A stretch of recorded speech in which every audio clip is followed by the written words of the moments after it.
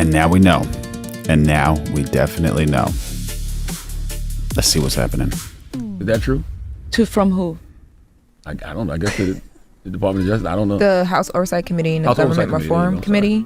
That was what was reported. That I think it was early on in like January, February, that he was asked to turn over like emails and different things. And yeah, there is no oversight that the Oversight Committee has over my husband or me. So why would you submit documents to an entity that has nothing to do with you? There you go. I hope she ends up in jail. I don't say it that often, and I don't mean in an American jail. He's not too happy about it, right? He's not happy. There's just been a focus on the rapid increase in your household yeah, wealth what do you tied to your expect, husband. right? What are you playing for, man? Come on. We need to see this, dude. We definitely need to see this. 60 Minutes Overtime. Overtime. OT. Mr. President, thank you for doing this. Otis. I'm glad you're safe. I am glad too. that everyone is safe. Everyone's How are you happy doing? with that. I'm doing well. It was quite an evening. It was a very difficult thing to watch, frankly, but doing very well. Mr. President, do you know if you were the target of the gunman? I don't know. It sounded to me, I read a manifesto. He's radicalized. He was a Christian, a believer, and then he became an anti-Christian. My he goodness. had a lot of change. He's been going through a lot. See what happens. Based on what he wrote. His brother complained about him, and I think reported him to the police, and his sister likewise complained about him. His family was very concerned. He was probably a pretty sick guy. I want to get to all of those details and also walk through this, what happened last night. But first, this appears to be the third attempted assassination on your life. The first in Butler, the second, of course, on the golf course in Florida. Third. Why do you think so many people may be trying to kill you? So I've said it, and I've said it numerous times, and I've actually, because of the position I'm in, I've done quite a bit of research into the word assassination. Jody Porter has joined the chat and says she is an absolute idiot and thinks we are all stupid. Absolutely. How could she? Terrible word. And they go after consequential presidents. They go after presidents that do things. If you look at what I've done, we've turned this country around. We've taken a country that was actually a dead country. It was dying very rapidly, and it's the hottest country anywhere in the world. Hottest. We had a skirmish, a war, whatever you want to call it, with Venezuela. We won that very decisively, and we now have a great relationship with Venezuela. It's been a very profitable relationship, and we're in Iran right now. Other presidents should have done it, but they never chose to do it. They should have. They made a terrible mistake by not doing it. It's tougher now than it would have been 10 years ago or even 5 years ago, because they had thousands and thousands of missiles and everything else. If we didn't do the B-2 bomber attack, that alone was a big deal. The killing of Soleimani, which I did in my first term, was a big deal. But when you're consequential, when you do things, a lot of things, and things that work out very well for our country, Abraham Lincoln was assassinated. McKinley was assassinated. McKinley made the country very rich. People don't realize that. Then Teddy Roosevelt went out and spent the money that was made by McKinley, but he was very consequential, actually, but he was assassinated. So You mentioned, Mr. President, consequential, and your policies are also controversial. Is that part of it? Well, I don't think that way. I don't think in terms of what they are. I just think of what they are for the country. For instance, I inherited the worst border we've ever had in the history of our country. Absolutely. Unfortunately. Where 25 million people came in, 25 million people at least. And many of them were from hardcore criminals, and they were drug dealers, and they were from prisons. They emptied out prisons into our country. They emptied out mental institutions, insane asylums into our country. And I don't know if that's controversial to say we have to move those people out, but we have. But it is from the standpoint, you're doing something, and you're doing something that's good. Things like men playing in women's sports, I'm against that. things like transgender for everyone. I'm against that. There's so many things that I'm against. I don't think they're controversial. I think the other side is controversial, but I do a lot of things and I get things done. And, you know, we're respected now as a country all over the world. And some people love that, but some people probably don't. Mr. President, I'm sure you've now had the opportunity to see some of the pictures of what happened last night, and I want to walk through that. Sure. It was just around 8:30 p.m. You are sitting there next to the First Lady. The entertainer named Oz Perlman is talking to you. He's known as the Mentalist. When did you know something was wrong? Right around that point. In fact, you can see the expression on the First Lady's face, and your president of the evening, chairman or president or both, who was doing a great job, by the way. Weijia Jiang, your CBS associate, News. yeah, who's a terrific person. And she was, you know, she had this big smile. I mean, they were, you know what they were talking about? They were asking. Yo, Jaden. Roy, thank you for your chat. In what way, you're asking me what my opinion is on Myron Gaines. Thank you for the chat, buddy. Just so y'all know, we're going live every single day of 2026, so make sure you like, subscribe, turn on those notifications, throw in some super chats, become a member. Let's see what we can learn from POTUS. The name of Caroline's child that he didn't know, I guess. But Your he was press able to- secretary is expecting, and he was trying to guess That's the right. baby's name. That's right. And that was the question. That was what he was actually able to get it. I'm not sure I'm a believer in this, but he was able to get it. And the First Lady and your associate were amazed. You could see and that Shock was, on their faces. It wasn't the shock about something outside. But right after that, we heard a big bang, and it was either a gunshot or it was a tray of dishes, which happens a lot in ballrooms. And I was hoping it was a tray, but it wasn't. You mentioned the First Lady. Her face, she looked very alarmed. Was she was. scared? Well, I don't want to say, and people don't like having it said that they were scared, but certainly, I mean, who wouldn't be when you have a situation like that? By that time, I think she realized ahead of time that that was more of a bullet than it was a tray. And she was, I looked at her face just a little while ago before I came. I saw the scene. They played it for me in, you know, pretty good close-up. And she looked very upset about what just took place, yeah. Who wouldn't Why be not? upset? You see the security moving quickly, Right. within seconds, grabbing the vice president by his coat, lifting him up, bringing him out. Then the counter assault comes in. Took 10 seconds for them to flank you, Mr. President, and then Pretty quick. 20 seconds to get you out. It looked chaotic. At one point, you were down. What was happening? Well, what happened is it was a little bit me. I wanted to see what was happening, and I wasn't making it that easy for him. I wanted to see what was going on. And by that time, we started to realize maybe it was a bad problem, different kind of a problem, bad one, and different than what would be normal noise from a ballroom, which you hear all the time. And I was surrounded by great people, and I probably made them act a little bit more slowly. I said, wait a minute, let me see, wait a minute. So, you know, I'm telling guys. Just at that moment where it looks like you go sort of down with the service, Well, you were they telling asked them me- to wait? Well, no, what happened is then I started walking with them. I started walking. Mangus 8417 says, God bless Trump. That's right, buddy. That's right. And they said, please go down on the floor. So I went down, and First Lady went down also, but we were asked to go down by the agents as I was walking. In other words, They I was- wanted you almost to crawl I was out. standing up, pretty much. I was standing up and then turned around the opposite direction and started pretty much walking out, pretty tall, a little bent over because I'm not looking to be standing too tall. And but I was walking out. It was about halfway there, and they said, please go down to the floor, please go down to the floor. So I dropped to the floor. We just had a pin a comment for a sec.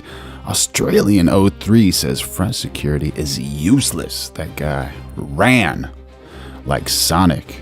Man, That guy was just so fast, so fast. My goodness, my goodness. So did the First Lady. What was your thought at that moment? What did the First Lady say? Well, my thought was, I've been through this before a couple of times, and she has not, to this extent, she handled it great. I mean, she's very strong, smart. She got it. She knew what was happening. She listened. I did too, by the way. Because this was the first time when they said drop down, that meant trouble. And obviously, I'm the president, and I listened to what they said. Please drop down, sir. Please drop down. So I was walking halfway, and then I dropped down at the final because we had a little ways to go where you're exposed to the ballroom surroundings. And then I got up and. How frightening do you think that would be if it actually happened? There's some conspiracy theories happening around saying maybe this was all just a theater. And just imagine if it was real, how worrying it would be. And if it's a theater, does everyone know about it or only a few people know about it? So it's a wild, wild thing to think about, right? And we're going live every day at 2026. So make sure you like, subscribe, become a member. Throw in a super chat. We went to a hold room for a while, and I tried to get them to... Backwoods Hillbilly has joined the chat and says, well, he needs his ballroom. Absolutely. Continue the event, if possible. You wanted to go back in. I did, I really did, because I don't like to have a criminal or a sick person or somebody, whoever he is, you'll figure it out. I mean, I think we're already figuring out he's a man with a lot of problems. But you don't want to have somebody like this, essentially attacking our Constitution, attacking Definitely our country, changing events that are, it's an important event. It was a very night celebrating the First Amendment and the freedom of the press. That's right, exactly. And this was a record setter. I mean, this was a very big, that dinner had some problems for the last 9 years, and I didn't help them. And this time I went, and I felt really good being there. There was a great camaraderie. I wasn't sure what the response. It was, a lot of press, a lot of media. And when I walked in, I got a very nice applause. I wasn't sure. I said, told my wife, I said, I may walk in and they may give me a hard time, or I may walk in, let's see what happens. And I walked in and got very nice, I think they were happy to see me there, actually. And I can tell you, there's absolutely the biggest impact that I saw in the entire evening was, and I say this being somebody that's had a lot of, let's say we've argued a little bit to get things that I want done. I fight for a border, and they fight for an open border, and we have a lot of differences. You've got some tough words for the press in the back. There was tremendous. By this time the event had taken place, people were starting to feel safe. There was tremendous camaraderie. I mean, I saw Democrats, I saw senators, I saw congressmen and women. I saw people that weren't necessarily on my side. Anthony says scared, respectful, if that would happen. There you go. And the lady ran. From the other party, mostly, pretty much the Republicans are on my side, so I'm not that, surprised. And they were going, way to go, there was spirit in that room. I mean, it was like the whole country was together. It was Brilliant. Pretty amazing. It made a big impression. It was very nice to see. Do you think this will change your relationship with the press? All he does is win. That's right, Mangus. That's right. Yes. Well, look, for whatever reason, we disagree on a lot of subjects. We got Down Syndrome ET saying Trump is a J-word shill. My oh my. Do you guys agree with that? We talk about crime. I'm very strong on crime. It seems like the press isn't. It's not so much the press, it's the press plus the Democrats, because they're almost one and the same. It's like the craziest thing. I have the strongest border we've ever had in the country, where, as you know, it said 0 people for 9 months came into our country through our southern border. We have a very tough border. 0. Before me, 25 million people came in. I mean, whether it's 20 or 25 or 30, but they say 25 million people came in. 0 people. We have people coming in legally. Can I ask you something? But, You said but something. the other side doesn't like that. There are things that I like that I think are very standard. I want women to be able to play women. I don't want men in women's sports. And well said. for whatever Absolutely. reason, the other side likes men in women's sports. So when you say get along, But that's the other side. That's I don't not think the I could press. ever. No, but I don't think I could ever change my feelings on certain policies. I want strong borders. They want open borders. There's such a difference. Can I ask you, Mr. President? I will say this, though. After the event, meaning it looked like things were good. We knew he was caught. I was given the information immediately. There was a camaraderie that you just have not seen in a while. It's very nice to see. The President, you, Mr. President, the Vice President, the Speaker of the House, the Secretary of State, Secretary of Hegseth, almost the entire line of presidential succession Yeah. was in that ballroom. Who was the designated survivor? Well, first of all, I have to say, it's not a safe ballroom. I'm building a safe ballroom. He is gonna build the safest ballroom in the world. It's gonna be the safest. The safest. And one of the reasons I'm building it is exactly what happened last night.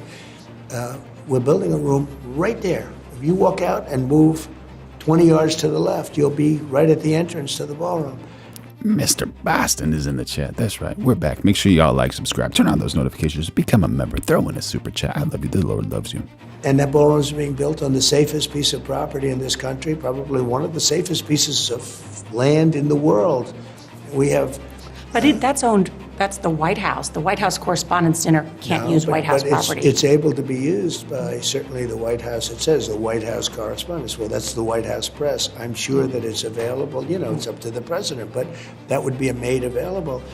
And this has bulletproof glass. This has, this is the highest level of security. Also, very importantly, I could have built suites on top. I could have done a lot of things. And I said, no, this has to be pure. This has to be where people stay off property and they go through one very impactful, very strong entrance, one very powerful entrance.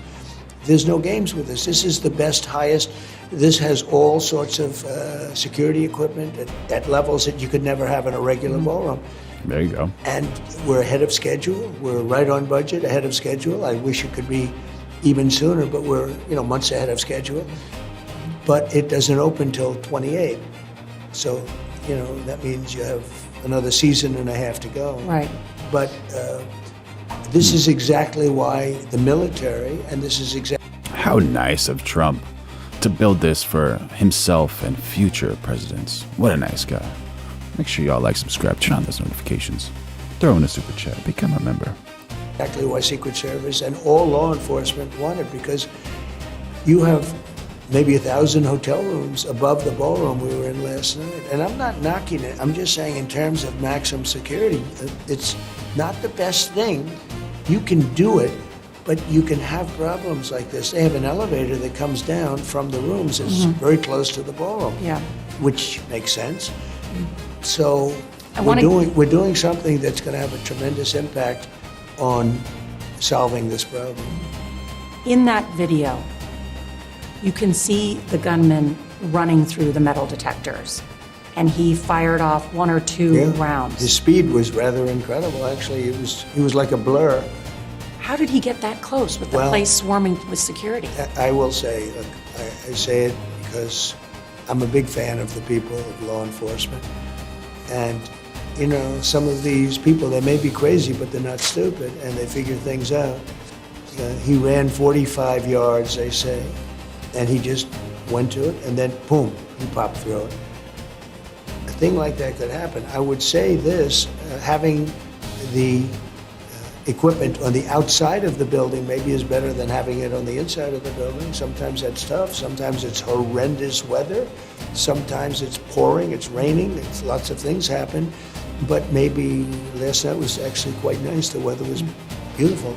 So maybe something like that has to take place. I can only say that from the moment they realized that he ran like, I think the NFL should sign him up. He was fast. There you go. When you look at it on tape, it's almost like a blur. Right. But it was amazing because as soon as they saw that, you could see them draw their guns. They were so professional. aimed their guns, and then they took them down immediately. John Anthony F77 jumping in on the chat and saying, why are so many people mentally unstable today? No idea. How you doing, Terry? Good to see you.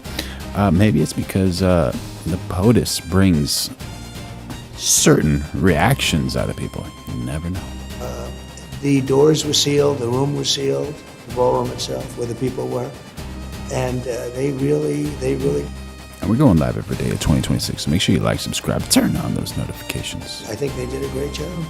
I was in the room, not far from you, Mr. President, could hear what sounded like gunshots or commotion. Right. People nearby could smell the gunpowder. Everybody hit the floor. There were a number of people who were very, very scared. Yeah. How worried were you that there were going to be injuries? I wasn't worried. I understand life. We live in a crazy world. You can really enhance your chances of having a perfect situation, but sometimes things will happen. I didn't want to see what was happening because, the president. In one way, I guess I should be hiding. In another way, I want to see if I can be helpful. But I did watch because I could see what was going on at the door. I also saw a lot of very strong, physically strong, really attractive law enforcement people come through those doors. And frankly, it made me feel very safe, very, very safe. There was nobody going to get by them. And this was at the very back of the ballroom, looking at the back of the ballroom. Big The room. counter-assault team that comes in. Yeah, they were very impressive. I think they were very impressive. I think the whole operation was very impressive. The only thing you could say is maybe they could move that counterpoint out deeper. In other words, move it to the outside of the building. Let's talk about that. Mr. President, I wonder how much has the Secret Service and the FBI briefed you about this suspect, Cole Thomas Allen? Have you read what a senior U.S. official is describing to us as a manifesto? Yeah. Did you know that he emailed it to family members? We found all of that out this morning. Right before the attack. Yeah, we found that out this morning, and the family members were concerned. I think the brother called up the police. I think the sister may have called the police. The parents were rather devastated. He lived with the parents. I saw the parents last night on television opening the door. I assume that was his parents. Look, you have sick people, and you have to mitigate the risk. But some of these sick people, it's amazing. They're very sick, but they're also, in some cases, very, very smart. He went to great school. I can tell you the person in Butler, I don't know if you ever looked at his academic credentials, he had almost 1,600 in his college boards. 1,600. Nobody has. I mean, it's the upper 99.9 percentile or something, and he was a crazy person, but a smart crazy person. I think the law enforcement did a great job last night. Let me ask you. I guess if they didn't, I wouldn't be here. But there you go. I think they really did a great job. Now, can you make adjustments? We're also learning. Can you make adjustments? I think the only adjustment would be you move your security equipment further away. But it was about 50 yards away. 50 yards is a lot of yards. Now, when a guy's running at that speed, he was a very fast person. And he got him by a little bit by surprise, but that didn't matter because he was totally subdued very shortly after he passed that one point. The so-called manifesto is a stunning thing to read, Mr. Yo, Shilhan, how you doing, buddy? Good to see you. President.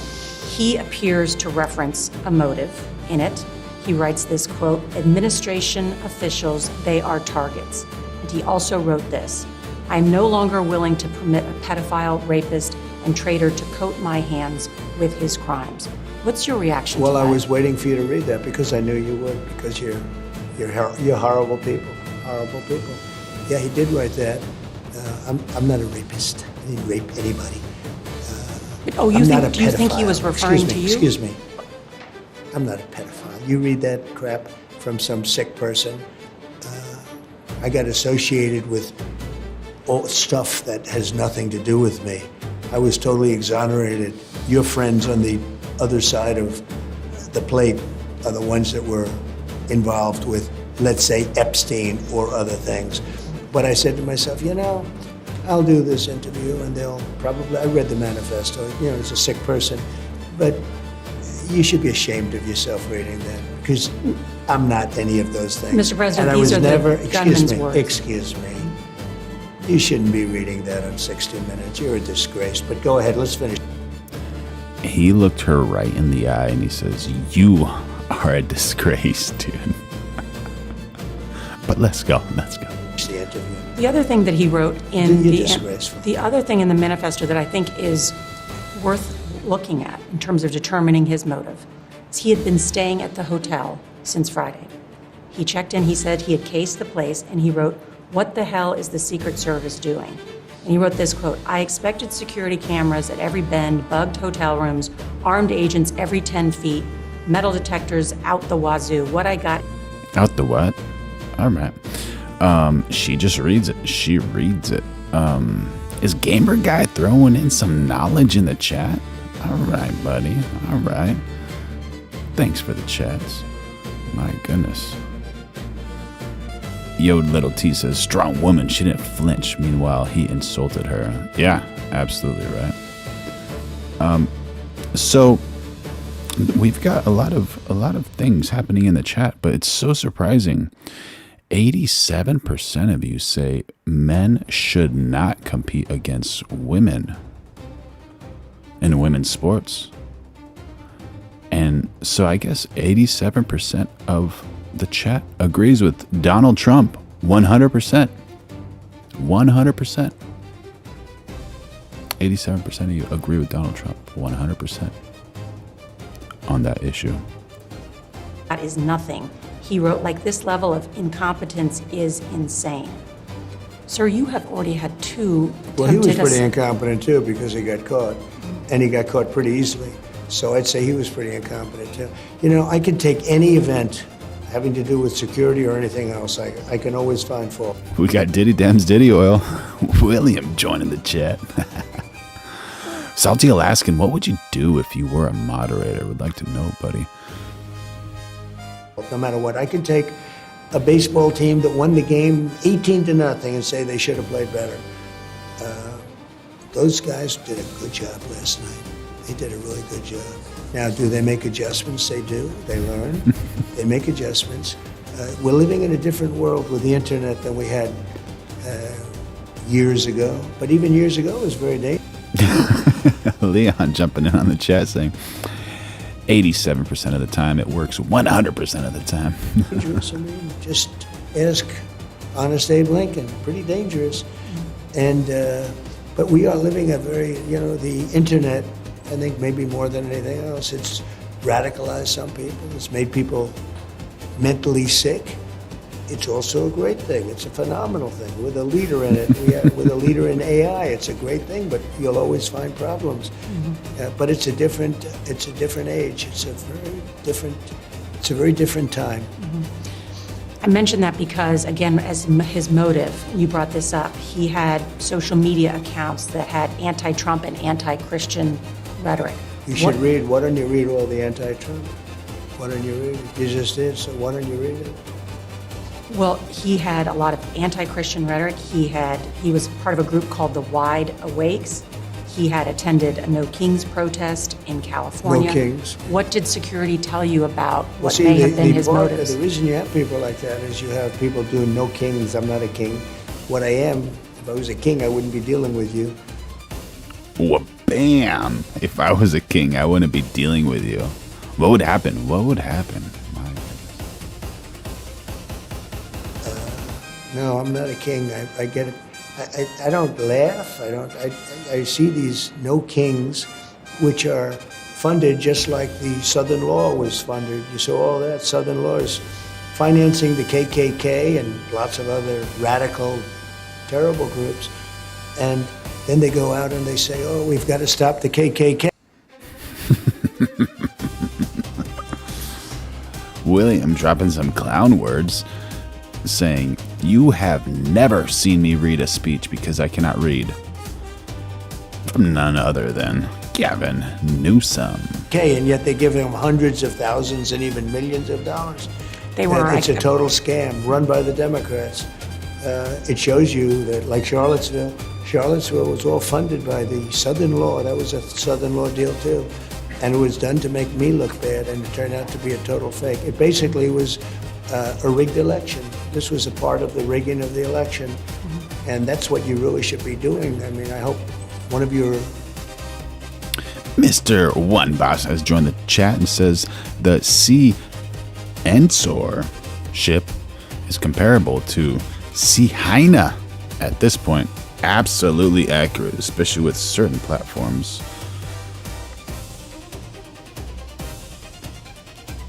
Absolutely.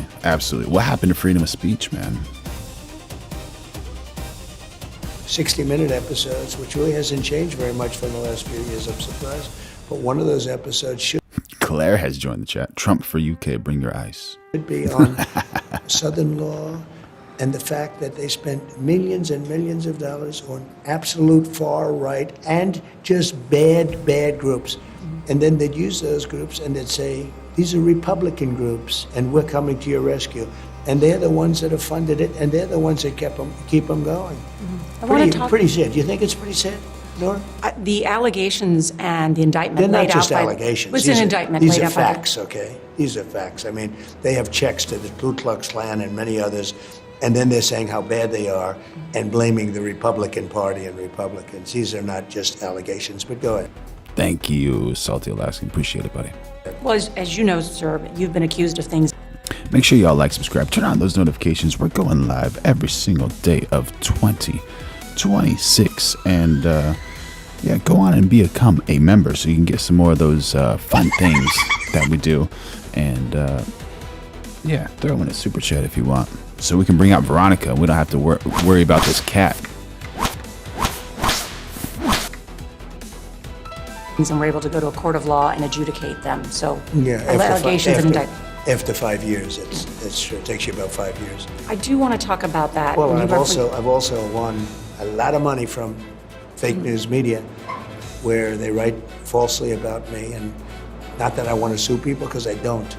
But I bring lawsuits against the fake news. I brought lawsuits against your network, and you paid me $38 million because you did something that was so horrible. With Kamala, you put an answer down that wasn't responsive to the question.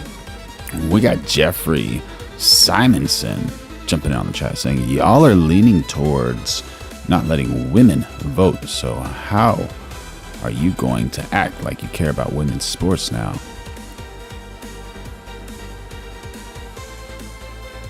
Curious, what do you think, chat? Would the world be a better place if we did not let women vote? And another point, can you give me some data back in your statement up? That's the first time I heard about that. Someone's taken away the right for women to vote? Because her real answer was so bad, it was election threatening. And you paid me a lot of money. You tried to pull one off. It was... I'd like to know as well.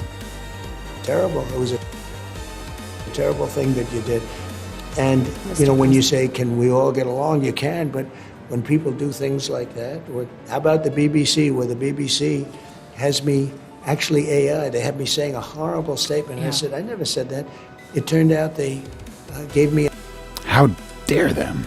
How dare them? Let's go, BBC. A little AI treatment where they have my lips speaking words of hate, tremendous hate that I never said.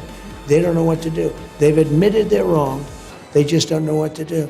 They actually have me making a major statement, and it wasn't me. It was my face. It was... Claire, Liverpool Football Club, says Americans not let women vote. What, like M words? My lips were perfectly in sync with the words. I said, I can't believe it.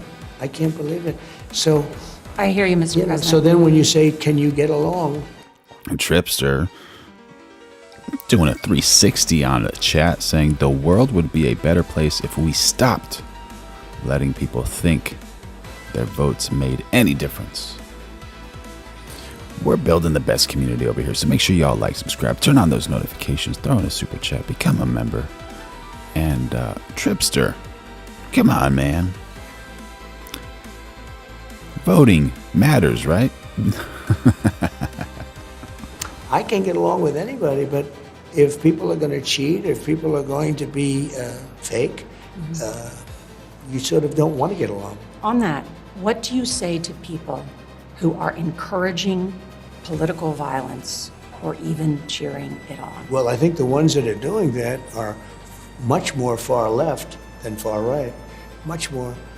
When you see, again, Southern law, when you see some of the statements that are made that are so, even when you say no kings, that's encouraging. You're saying one of the things this guy said in his manifesto, which you didn't read, you should have, is that he attended a no kings rally, along with not too many people, and probably it had an impact. You know, they get up and they say whatever they want.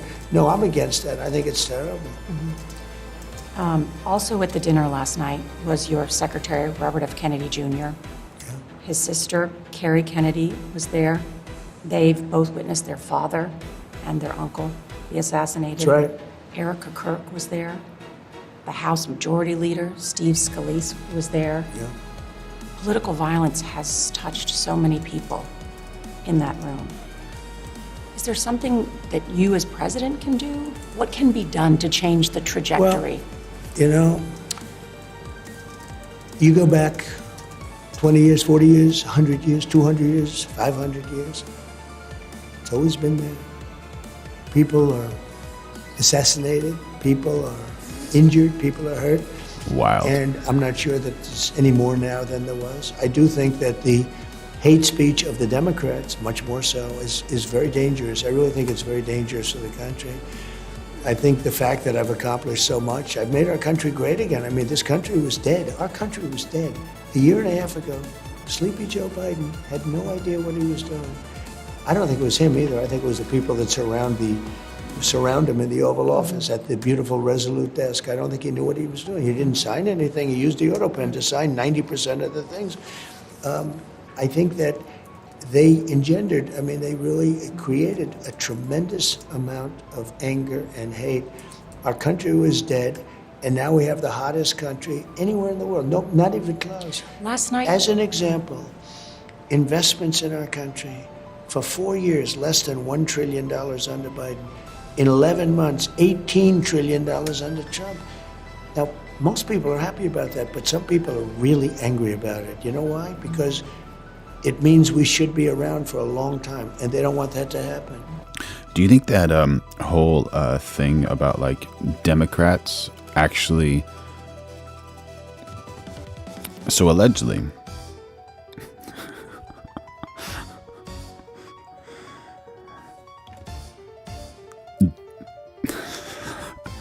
I can't say it. It's hard to say it. There's a theory that Democrats are not actually real people. It's just like an idea theory, like a paid situation where people are not naturally democratic. They're just paid to be democratic and to push an agenda of being a Democrat, like a extreme liberal Democrat. Is that accurate? Is that true? last night you had very much a tone of unity when you were in the White House press briefing room. I think so, yeah. I think... And we're going live every single day of 2026, so make sure you like, subscribe, turn on those notifications, throw in a super chat, become a member. I really felt very calm. I feel very calm, and I feel very... Okay, Primal Screams has joined the chat. calm right now, other than a couple of your questions, which are meant to antagonize and totally inappropriate. But I feel very calm. Mm-hmm. I thought last night was a very important thing to do, and people have said I did it well. Not an easy thing to do, you know. You leave a scene like that, and then you're supposed to... Okay, so Backwoods Hillbilly has confirmed it. Yep, they are fake. They are fake. Mr. One Boston throwing in some reality to the mix, saying both parties are the same party. To let our country and even the world know that it's going to be okay. And what about when we're talking about the division in this country, the political violence? Now many of your cabinet Yep, paid protesters. That is a fact. F-A-C-T, absolutely. secretaries live on military bases.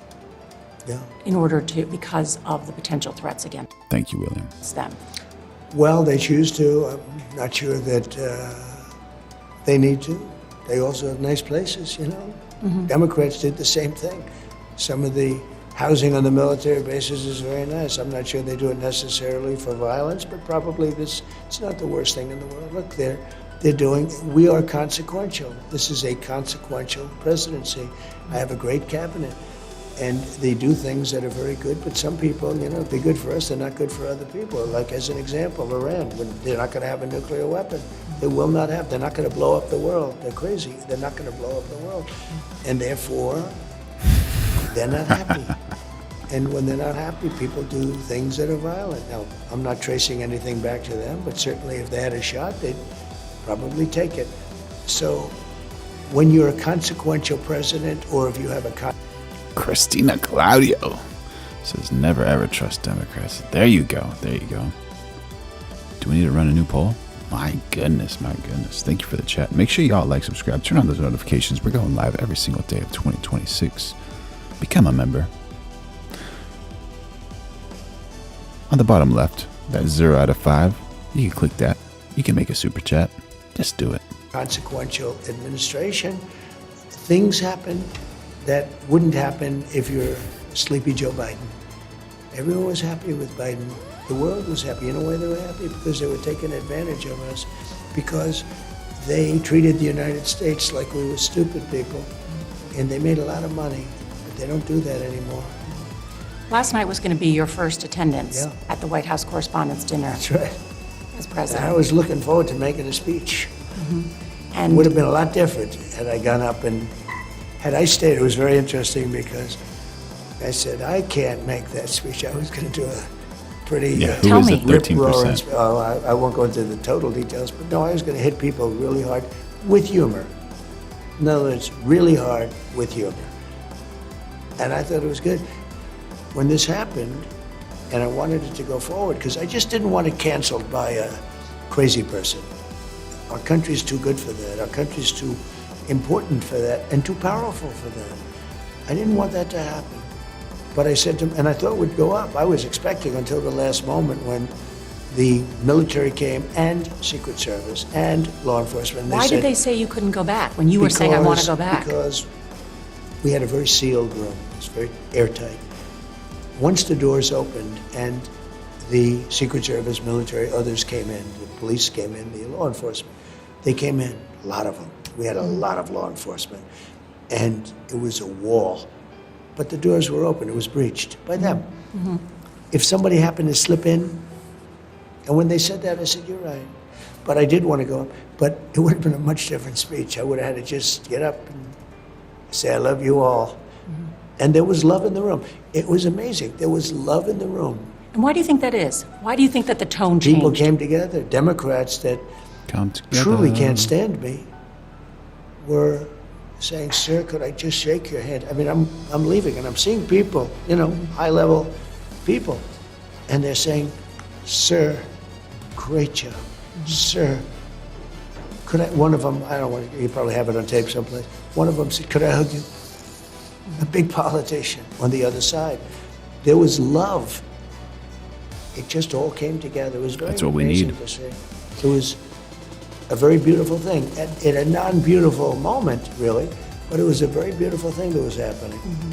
I hesitate to ask you about this, but as you know, these conspiracy theories out there on the left and the right, that the event was staged or that it didn't happen. What, last night didn't happen? That, that it was because it was your first time there, or that Butler didn't happen. These conspiracy theories that are gaining traction on the internet. And October 7th didn't happen, and World War II didn't happen, and the Holocaust didn't happen, and many things didn't happen. Yeah, no. Oh, there you go.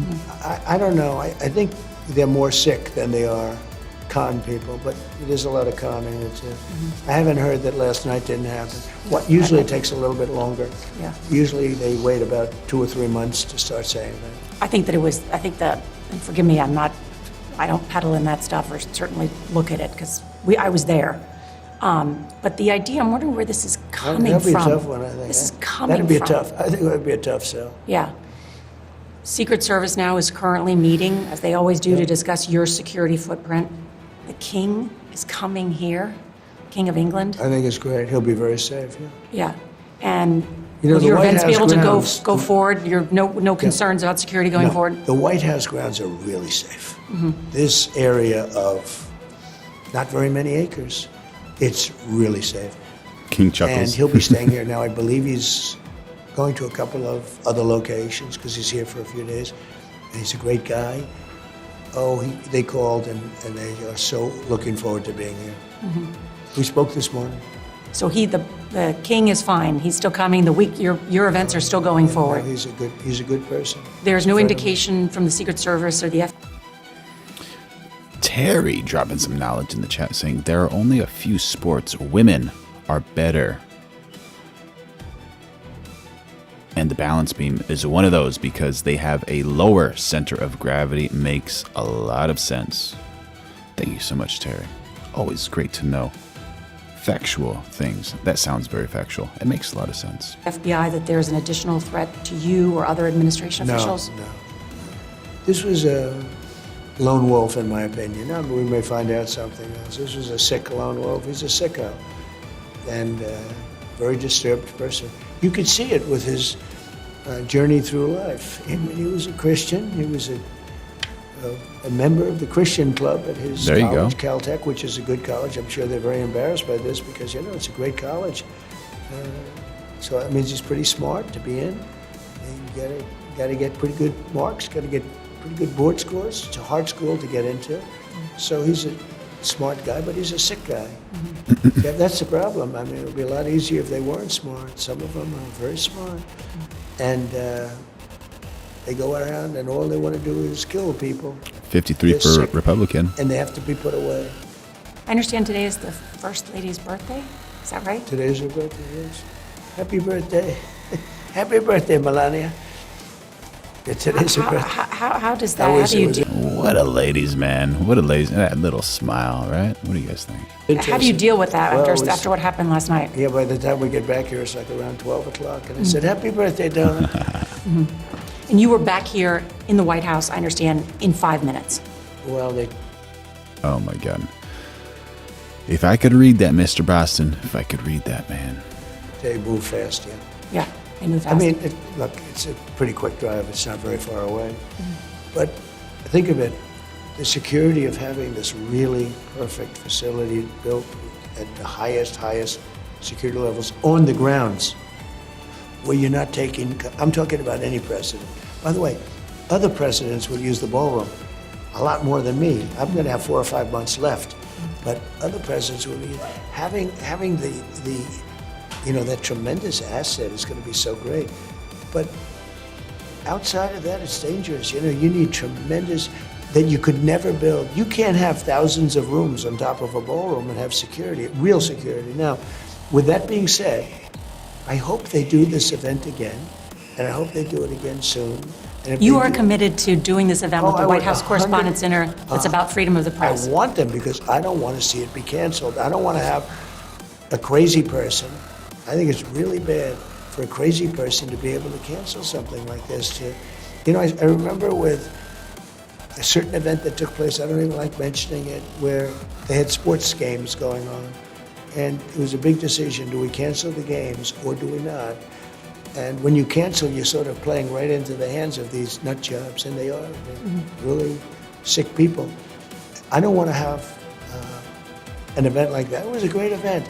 That was an event, so I refused to do it the first 4 years because I felt the press treated me very unfairly. I had a right not to do it. I didn't do it, and the thing died. It was dying. And even though the press treats me pretty badly, it's hard to treat me. Look, I won the election. You know, people were fighting me. Everybody, not everybody. I have some. There are great people in the press too. I can name, but I don't want to. I don't want to embarrass your show. We have some great people in the press, some very fair people, and people that are just on my side. But for the most part, it's a very liberal or very progressive. Let's use the word liberal press. But I was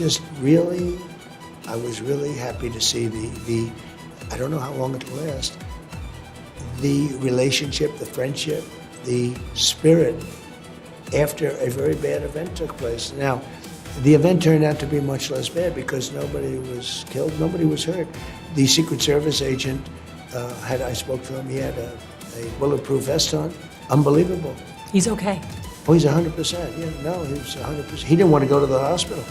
He really didn't. They asked him to go. He didn't want to go. He said, I don't need to go to the hospital. But he went because they asked him to go. I would have said, but tell him not to. If he doesn't want to go, what do you force him to go for? Because then the press would say, oh, he was badly hurt. No, he didn't want to go to the hospital, and they forced him to go. And I'm not saying they're wrong, but I would have said, if he doesn't want to go, don't make him go. Yeah, so this is the balance beams in the Olympics. I think you all have seen this. This is someone in the chat was asking about it. Just like incredible. They're so precise. They have such precision. Just imagine like doing a flip on one of these beams. Just absolutely wild.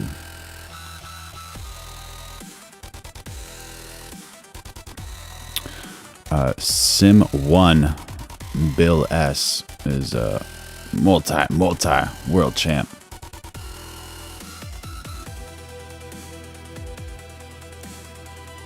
Yeah, what a great sport. What a great sport. Dangerous sport. Dangerous sport.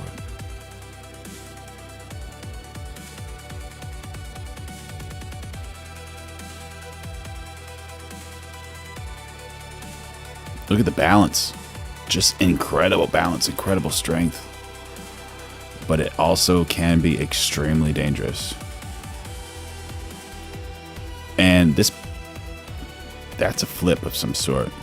Most likely a backflip. Unreal. Unreal.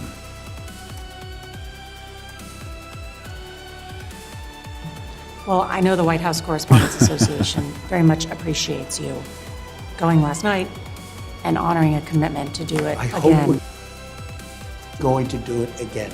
No, Are they going to do it again? What do you think? Nora, tell them to get it going, and we should do it within 30 days, and they'll have even more security, and they'll have bigger perimeter security. It'll be fine, but tell them to do it again. We can't let something be, it's not that I want to go. I'm very busy. Busy man. I don't need that. I think it's very important that they do it again. Well, thank you. It makes sense. It makes sense.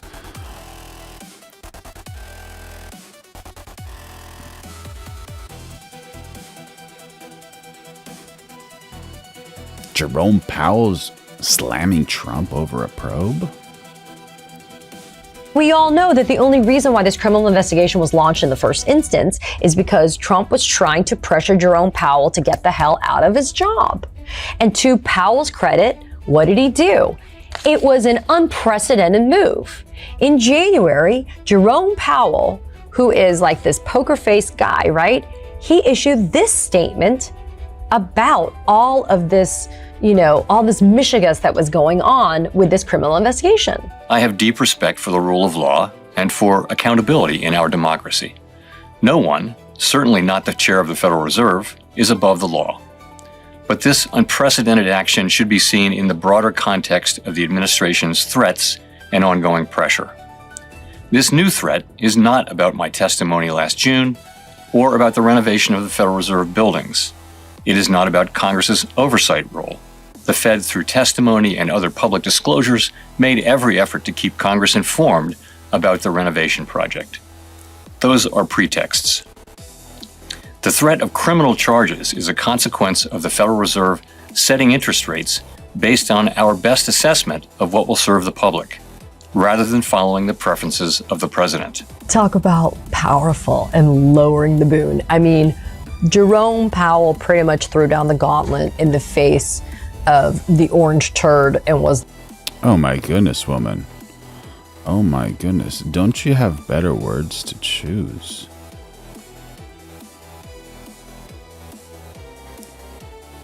Shapiro snaps after Theo Vaughn goes Al. My goodness. My goodness.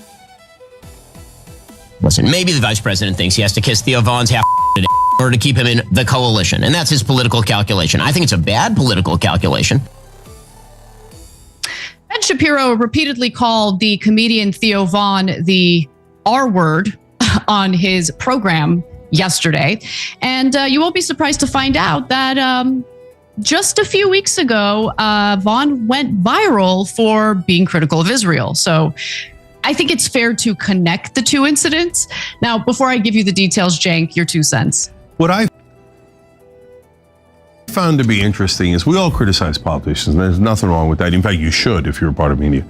But the way that he was scolding J.D. Vance, and almost like warning him, if you know what's good for you, you won't support Theo Von or Tucker Carlson. You'll only support pro-Israeli shows. I mean, the arrogance. But to be fair to Ben Shapiro, he might know things we don't know about how. Well, Ben has to push an agenda, right? He definitely does. Oh, yeah, this is... Do you think about it? I'm confused. I can't believe we went to this war. Yeah, we know about that one. The GOAT, Joe Rogan. This man is incredible. Absolutely. So we have 53% would trust a Republican. What's the other one thus far? And 53%. All right. Yep. There you go. What would you rather do? Trust a Republican or a Democrat with something extremely important? I think it makes sense, right? I think it makes sense. Speaking of, what was it? Last night. Went to work during the day, and then at night, met with a friend, had a drink, and then just randomly met somebody else and started chatting like, what, did you think I stole something? And I was like, no. She's like, oh, I tried to steal something from Zara. And I was like, you did? My goodness. And she's like admitting this to me. It's like the first time I met her. And she's not poor. And then later she's like, oh, Jesus comes up, or being a believer comes up. And she's like, yeah, I'm a believer. I'm like, woman, I don't know if you're supposed to steal. I don't know if you're supposed to steal.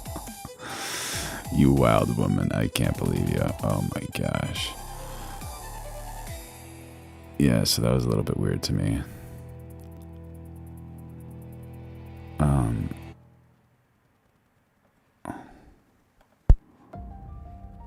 Trump meets with King Charles over here. Is that what's happening?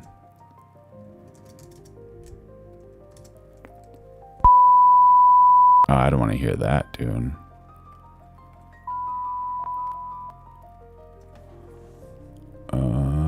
Did we see it? Come on, dude. DP, what are you doing, dude? Raise the camera, man. How dare you? You're just trying to get a shot? Oh, they're not actually showing it. They're not actually showing anything.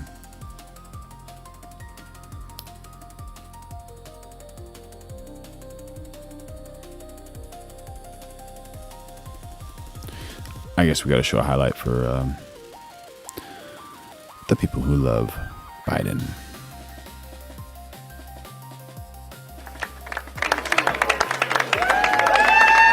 This is not funny. Felt so bad for the guy, man. So sad.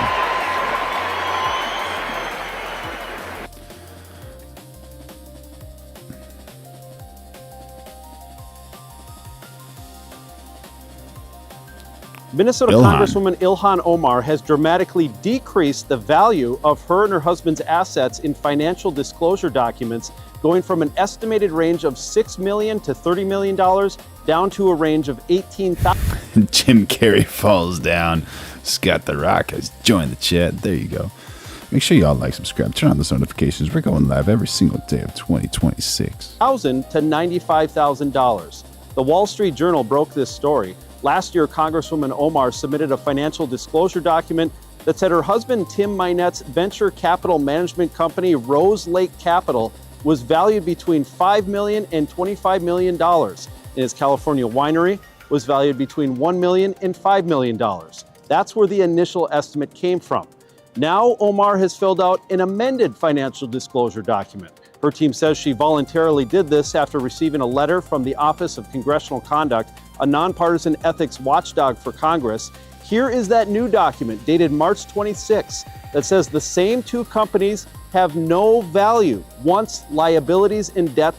Dark City 2004. How much Trump made? Trump made a lot. He made a lot, buddy. My, oh my. Are factored in, meaning the costs and money owed for the companies. A spokesperson for Congresswoman Omar says MyNet's business accountant didn't deduct liabilities when providing numbers for that initial. Terry says women have consistently matched or surpassed men's performance in ultra distance swimming, ultra endurance running, and cycling. I don't know about the running part, and I don't know about cycling either. Equestrian events, maybe. I don't know about that one. Shooting sports, I highly doubt that. Super highly doubt that. Nothing against women, but women's spatial awareness and hand-eye coordination is not nearly as good as men's. But, you know, for many years, men have been hunting and gathering and using those types of things, you know, weapons to gain food, while women have been using other skills to nurture and raise families. You know, women are important, men are important. Can't take away anything from anyone, you know. That's absolutely true. We're going live every day at 2026. Make sure you like, subscribe, turn on those notifications. Disclosure, which significantly overstated MyNet's net worth. They say the Congresswoman didn't notice what they call an accounting error because Omar. Oli Frun says you're wrong, bro. Look it up. If I'm wrong, I sit wrong, and I'd like to know about it. Is not involved in her husband's businesses. Her spokesperson send me a link said the amended disclosure confirms what we've said all along. The Congresswoman is not a millionaire. When it comes to amended congressional disclosures like these, Congresswoman Omar is far from alone. Minnesota Congresswoman Kelly Morrison recently amended hers after it was revealed that she was in violation of the Stock Act for failing to disclose more than $1.4 million in trades in Anderson Windows Corporation within the required 45 days. I'm Lou Ragoose. Follow.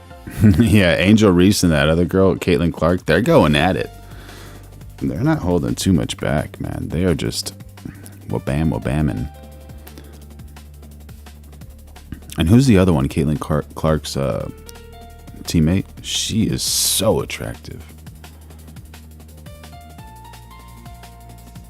A U.S. soldier arrested for prediction market betting. Sophie Cunningham, that's it. Yeah, what a gorgeous girl. Stunning arrest of a Special Forces soldier who was about to go on a top secret mission and allegedly decided to lay a big bet on its chances of success. Related to Pelosi? This morning, a Special Forces soldier is due in federal court on charges he used classified information to bet on the commando raid that ousted Venezuelan strongman Nicolas Maduro. Yeah, that tall blonde girl. Oh my gosh, dude.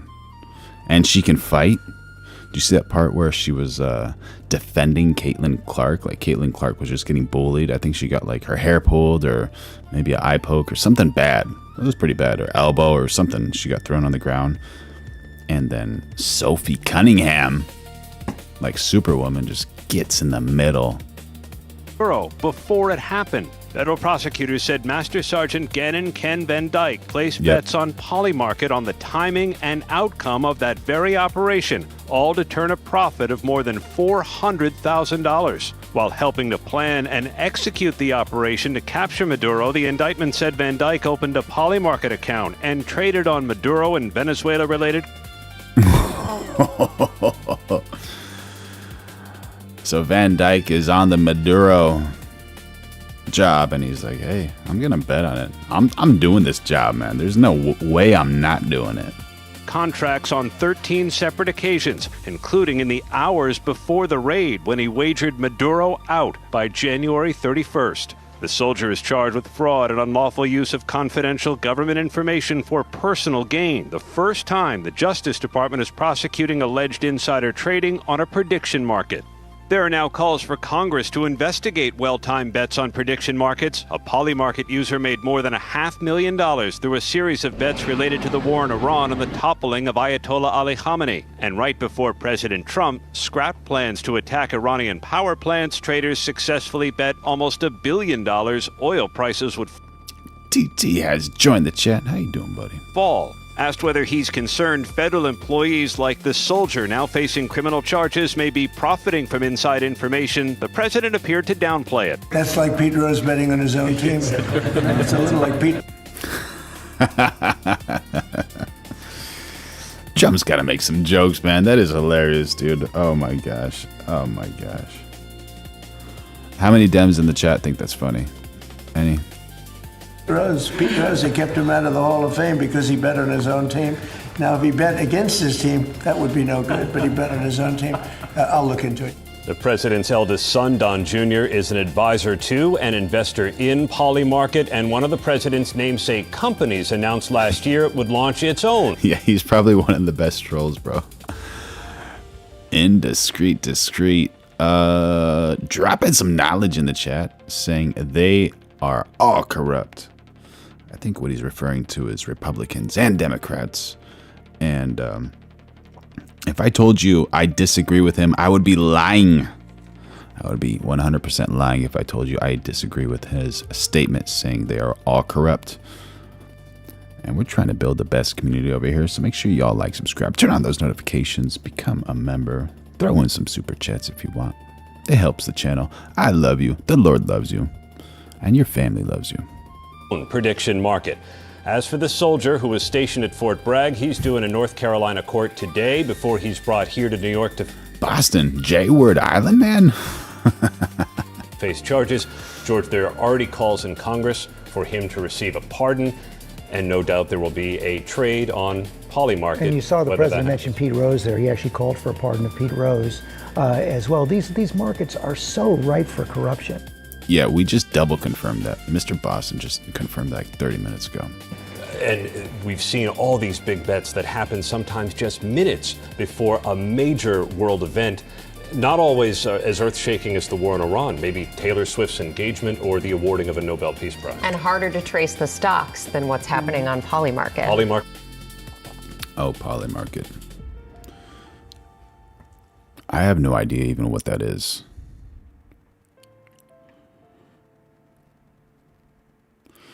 Biden? Do you mean Joe Biden said he drove an 18-wheeler, bro? Which video game was that?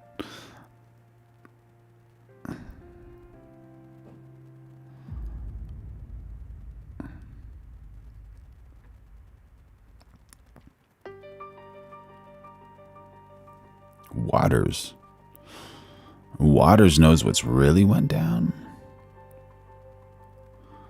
Oh, okay. If Polymarket and Cashy both have Trump's son on the board, then Trump's probably not gonna get mad. Maybe that's another marketing stint, man. You never know. You know what? Maybe this all of the news is just fear and marketing. Man, sounds like a cool shirt. Would you wear that shirt? Fear and marketing. Fox News alert, a third attempt on the president's life, this time at the White House Correspondents' Dinner. The night began as it always does, tuxes, gowns, and cocktails. It was Trump's first time attending as president. Corruption. And primetime was there. What's the game plan when you get inside? Well, the game plan is to just sit back and enjoy an amazing evening. It's going to be great, highly entertaining, classic Trump. The legendary roast is going to be amazing. It may be off the cuff. You know, he's very funny off the cuff. An epic speech, but an epic Duffy night out. I'm very excited about The Mentalist. I haven't been here in years, but I couldn't miss this one. We came to support the greatest president America has ever had, Donald J. Trump. At 8:15, President Trump entered the ballroom with the First Lady and the VP. Ladies and gentlemen, the 45th and 47th President of the United States, Donald J. Trump, and First Lady Melania Trump. There you go. That looks nice. That looks really cool. Those handshakes. Look at the joy. Great outfits. Melania, hey. What a smile. Mrs. Trump from Slovenia. Packed, 2,000 in attendance, 12 of the 18 officials in the line of succession. Hundreds of journalists, media executives, and celebrities sitting shoulder. Y'all probably didn't see that, but Mr. Boston might have seen that. He's dropping the M-word handshakes right there, buddy. Shoulder to shoulder, enjoying the first course, spring peas and burrata. On stage, just after 8:30, a mentalist leaned over the president and first lady mid-trick, trying to guess Caroline Leavitt's baby's name. Then, without warning, pop, pop, pop.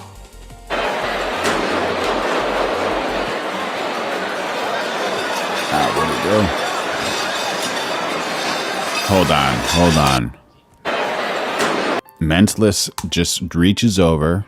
A mentalist leaned over the president and first lady mid-trick, trying to guess Caroline Leavitt's baby's name. Then, without warning, pop, pop, pop. Okay, so here he is on this side. And that was the shot. All right.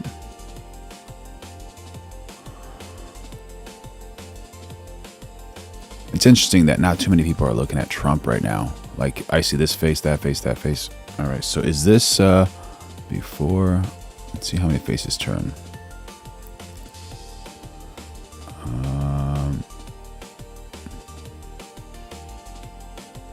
No. All right, so from this part.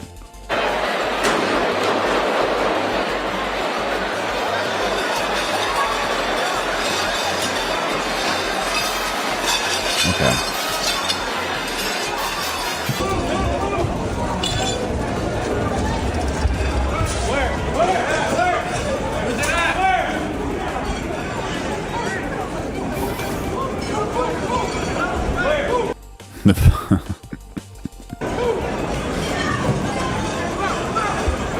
An assassin had charged 60 feet through a Secret Service checkpoint, reaching the top of a staircase that led to the ballroom. Secret Service moved immediately. Agents jumped on the president, forcing him down. The Secret Service grab him, and they're trying to get him to go down, and he's going down, and then they kind of more aggressively get on top of him and bring him down. And the most surreal moments potentially of my life are when President Trump goes down about a foot away from me, and we are side to side staring into each other's eyes from a foot away, looking at each other. And the thought that crosses my mind right then is, oh no, I hope we're not about to die. Within seconds, President Trump was rushed from the stage. Well, I don't even know if for sure those shots were from inside the room. From what I understand, it was like, it looked like he was caught in a hallway. Like he'd even make it to the room. You guys have any data on like how far he actually got? Like, is it possible? The vice president yanked out of his seat. And from their reactions, like maybe 70% of them turned around, and then all of them turned around. But it wasn't like with the May His Soul Rest in Peace, the Kirk thing. Like everyone immediately turned when they saw that who some people say allegedly lavalier microphone did something. Agents. Jason Holmes dropping in on the chat saying he was in the main hall of the hotel. He never made it to the room. Thank you for dropping that in the chat, buddy. Shilhan Omar says Cole Allen drops soap on purpose. Make sure y'all like, subscribe, turn on those notifications. Going live every day of 2026. Become a member. Throw in a super chat. Swarmed the hallways outside the ballroom, screaming at people to get low.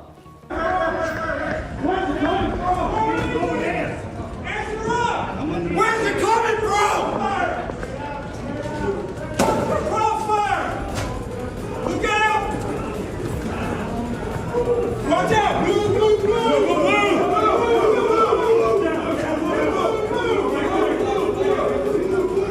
Everybody stay down, stay down! You okay, sir? We got one down.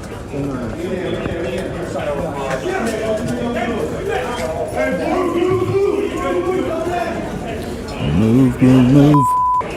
By 8:35, authorities had the shooter in custody. After an exchange of gunfire, one Secret Service agent was shot. He was wearing a vest and is expected to make a full recovery. Inside the room, nobody knew what was happening. Chairs flipped, glass shattered, and guests hit the floor as agents flooded the venue.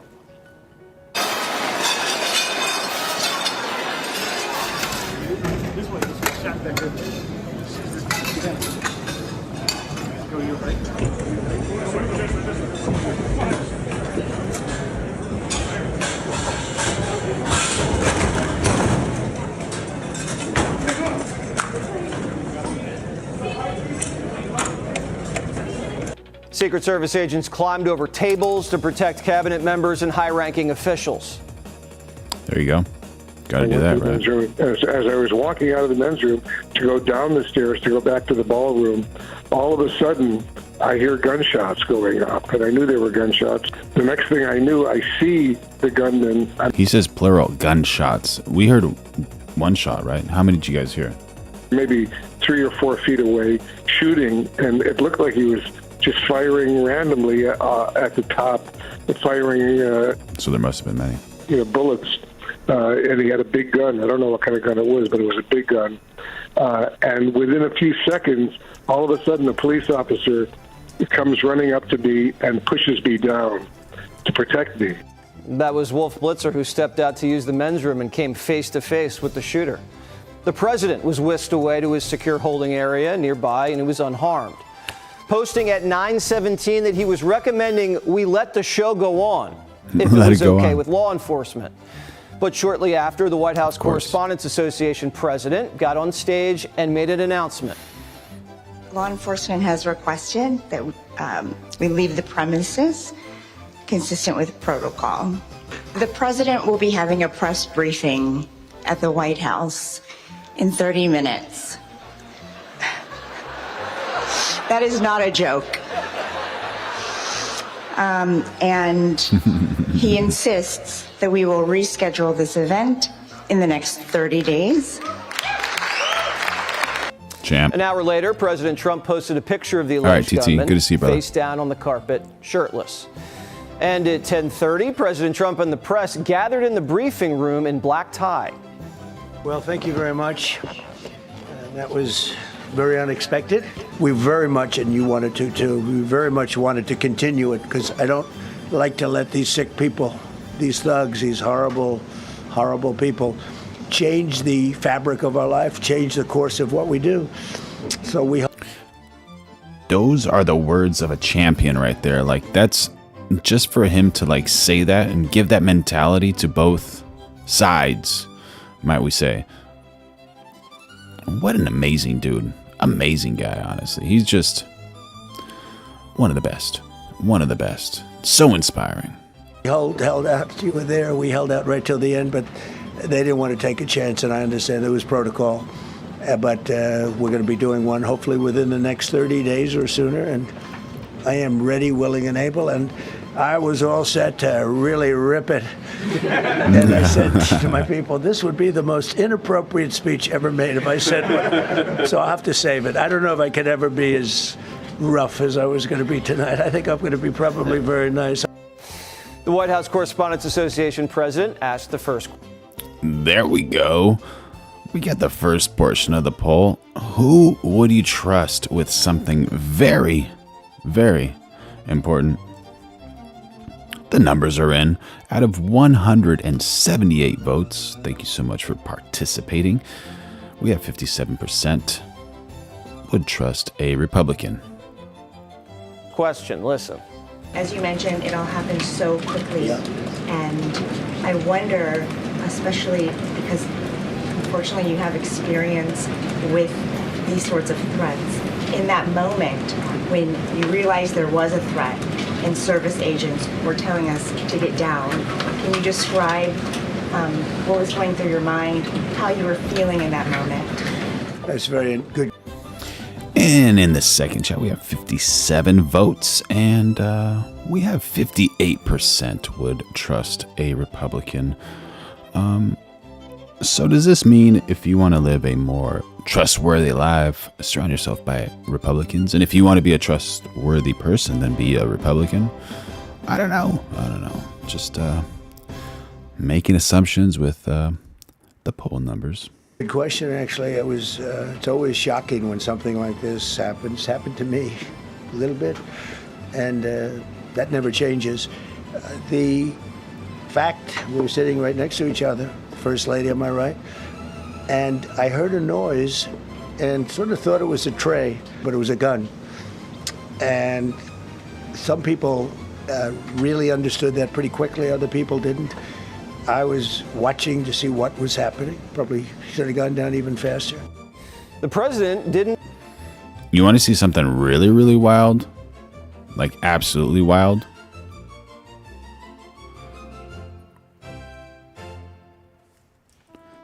This is like the thing you don't want to do with a police officer.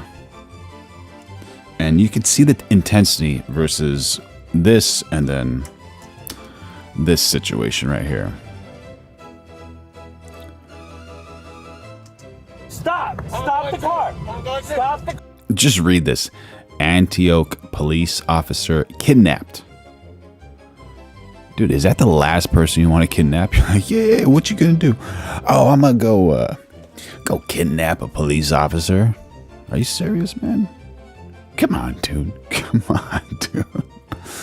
We're going live every day at 2026. Make sure you like, subscribe, turn on those notifications, become a member, throw in a super chat. Let's see what happens over here. Stop the car, I will shoot you! A California police officer kidnapped, his body cam capturing his wild confrontation with a speeding driver who refuses to stop. Kill us, bro! You're gonna kill us, bro! You need to stop! Hey, stop the car! Stop the car! Dude, the dude is not stopping. You can tell this, like, cop is like, he's saying with authority and he doesn't want to hurt him, but he's like, man, if I need to hurt this guy. Stop it!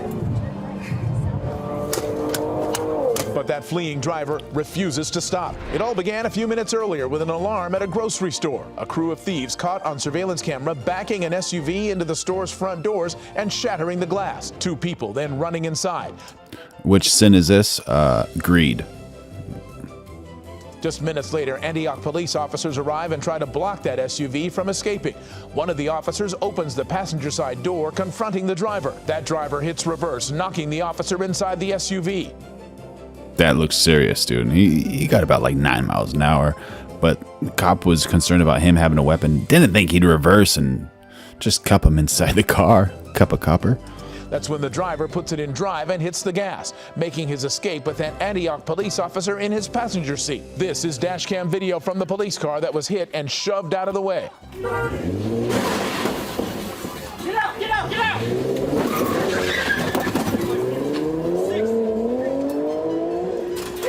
Body damage. Back inside that fleeing SUV, the officer now threatening to shoot the driver if he won't stop. I'm warning you, I will shoot your leg! Stop! Stop the car! Stop the car! No! Stop! I will shoot you! Moments later, the driver hits a parked car and jumps out of the SUV, taking off on foot. Z5, shots fired. That officer finally able to get out of the vehicle, and he begins searching for the wounded driver in a local neighborhood. More officers quickly swarming the scene and finding the driver's hiding place in some bushes and taking him into custody. Yo, hands up! Keep your hands up! Do not move them until I tell you to! Do not move them until I tell you!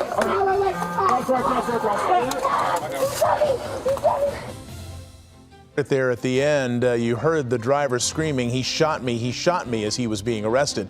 Paramedics taking that driver, identified as 23-year-old Dominic D'Souza, to a local hospital for treatment of a bullet wound to the leg. He's now facing charges of kidnapping, robbery, grand theft, and assault with a deadly weapon on a peace officer.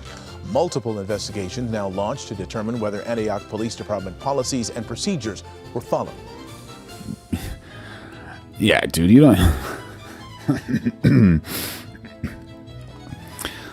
Last thing you want to do is assault or is kidnap a police officer, man. Oh man, dude. Just imagine that, man.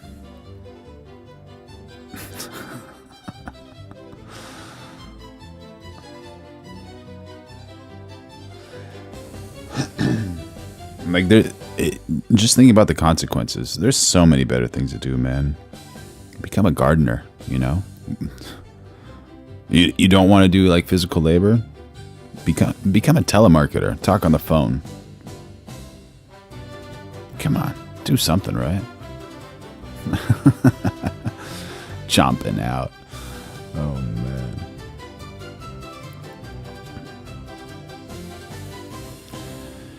And do we have an update on the choke point with the Strait to Hormuz?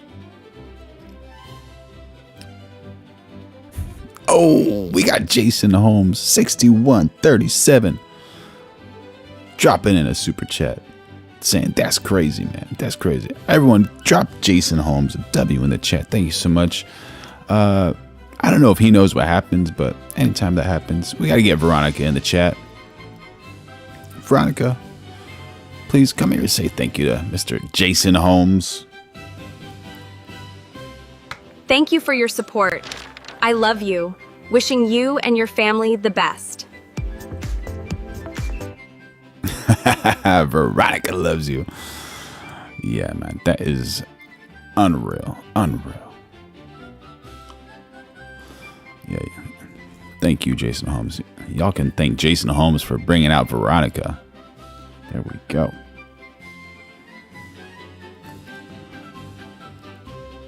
So we have updates with the choke point. Let's see what's happening. This is war, and the war is now moving into a new phase. We need to look at the map. Wishing because the movement that has not really been talked about is that the USS Tripoli, which is a light aircraft carrier, which is carrying the 31st Marine Expeditionary Unit, is on its way into the region. And this is not routine. This is not a symbol. This is something very specific. This is a Marine ground task force with roughly 2,200 Marines, supported by naval assets and F-35B aircraft. These 2,200 people are designed for one thing: rapid, precise, high-impact operations. This is a scalpel. A lot of people think about Iran as just a country. They think about missile exchanges. The real story about this war, it's about the choke points. Hormuz was designed to be a kill box, meaning anything that goes in, the doors are shut and it's destroyed. It's like a funnel, and the funnel is surrounded by Iranian territory and Omani territory. And Iran, they have missiles, they've got drones, they have naval mines, and they have tunnels. And out of those tunnels, they have jihadis and people that work for the regime, fighters that can come out, fire on an oil tanker, and disappear underground. Karj is not in the strait, but it is just as important because after you pass this kill box, you've got this island Karj, where roughly 90% of Iran's oil exports flow. And this is where the story widens. Much of this war goes back to China. China is a massive country with a massive population, but it is missing key natural resources, in particular oil. So when you talk about operations around Hormuz, around the Karj Island, we are talking about China's energy supply. We are talking about the fuel that powers China's military buildup, its industrial base, China's global ambitions. But it goes much deeper than just oil. China gives the Iranian regime its surveillance technology, the facial recognition systems, the systems that Iran employs after those protests, which track all those faces so that they can get retribution after those people leave the streets, and all the internet control architecture that brings down the internet, the firewalls, all the tools that allow the regime in Tehran to monitor, suppress, and control its own population come from China. China gives them money, hundreds of millions of dollars, and the regime gives China oil. So when you cut into Iran's oil exports, we're not just weakening the regime, we are disrupting an entire network.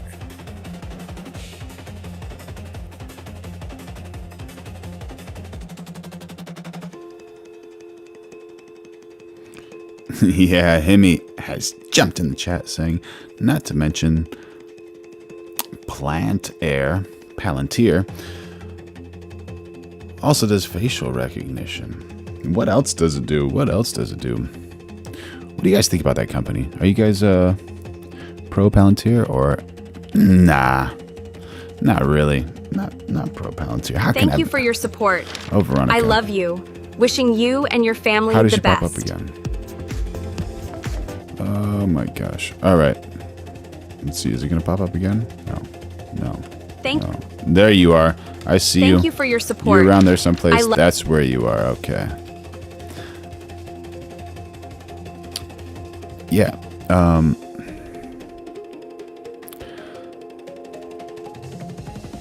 She's just so pretty. She's confusing everybody, you know. That's the thing.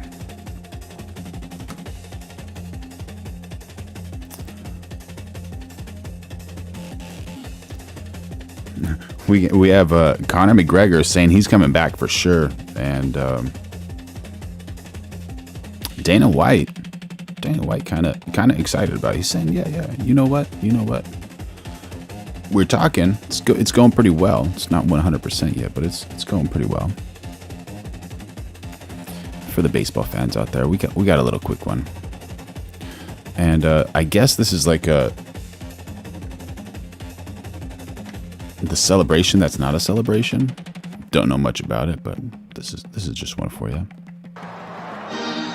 Leadoff hitters putting their clubs hits it 1-0 and 1-1 over the wall on the right side. I don't really understand that. Do you guys understand that one? No idea what that means. Honestly, absolutely zero idea what that means.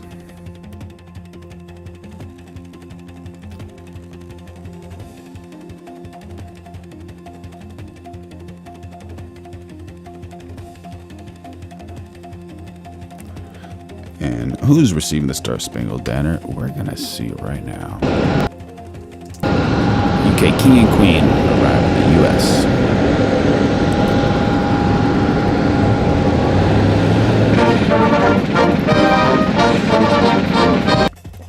Ooh, we got someone attracted to the dictator.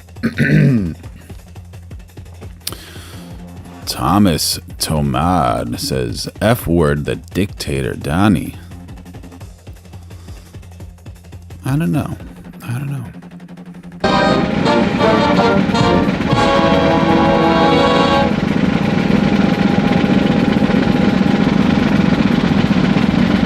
David Knows Audio says, your life will not move too far beyond when this president is gone.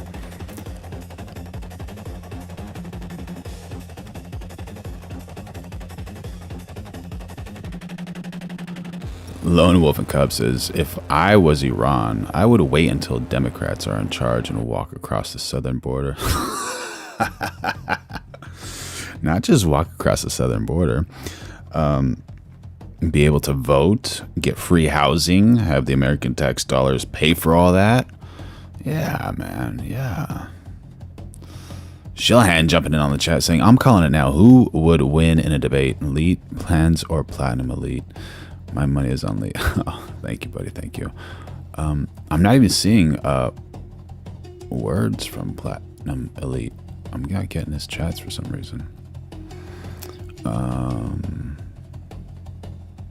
Shorty saying 3 times cheating on his wife. I've read the 10 Commandments. My goodness.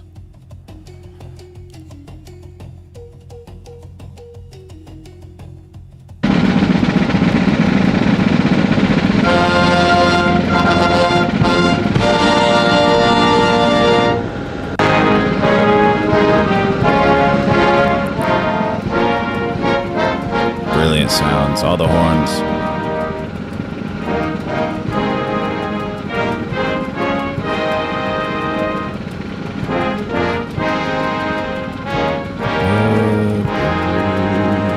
There you go. There you go.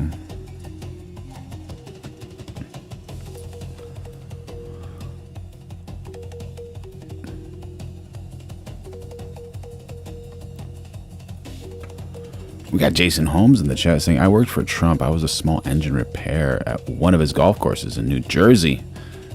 And he didn't the as shole you think he is.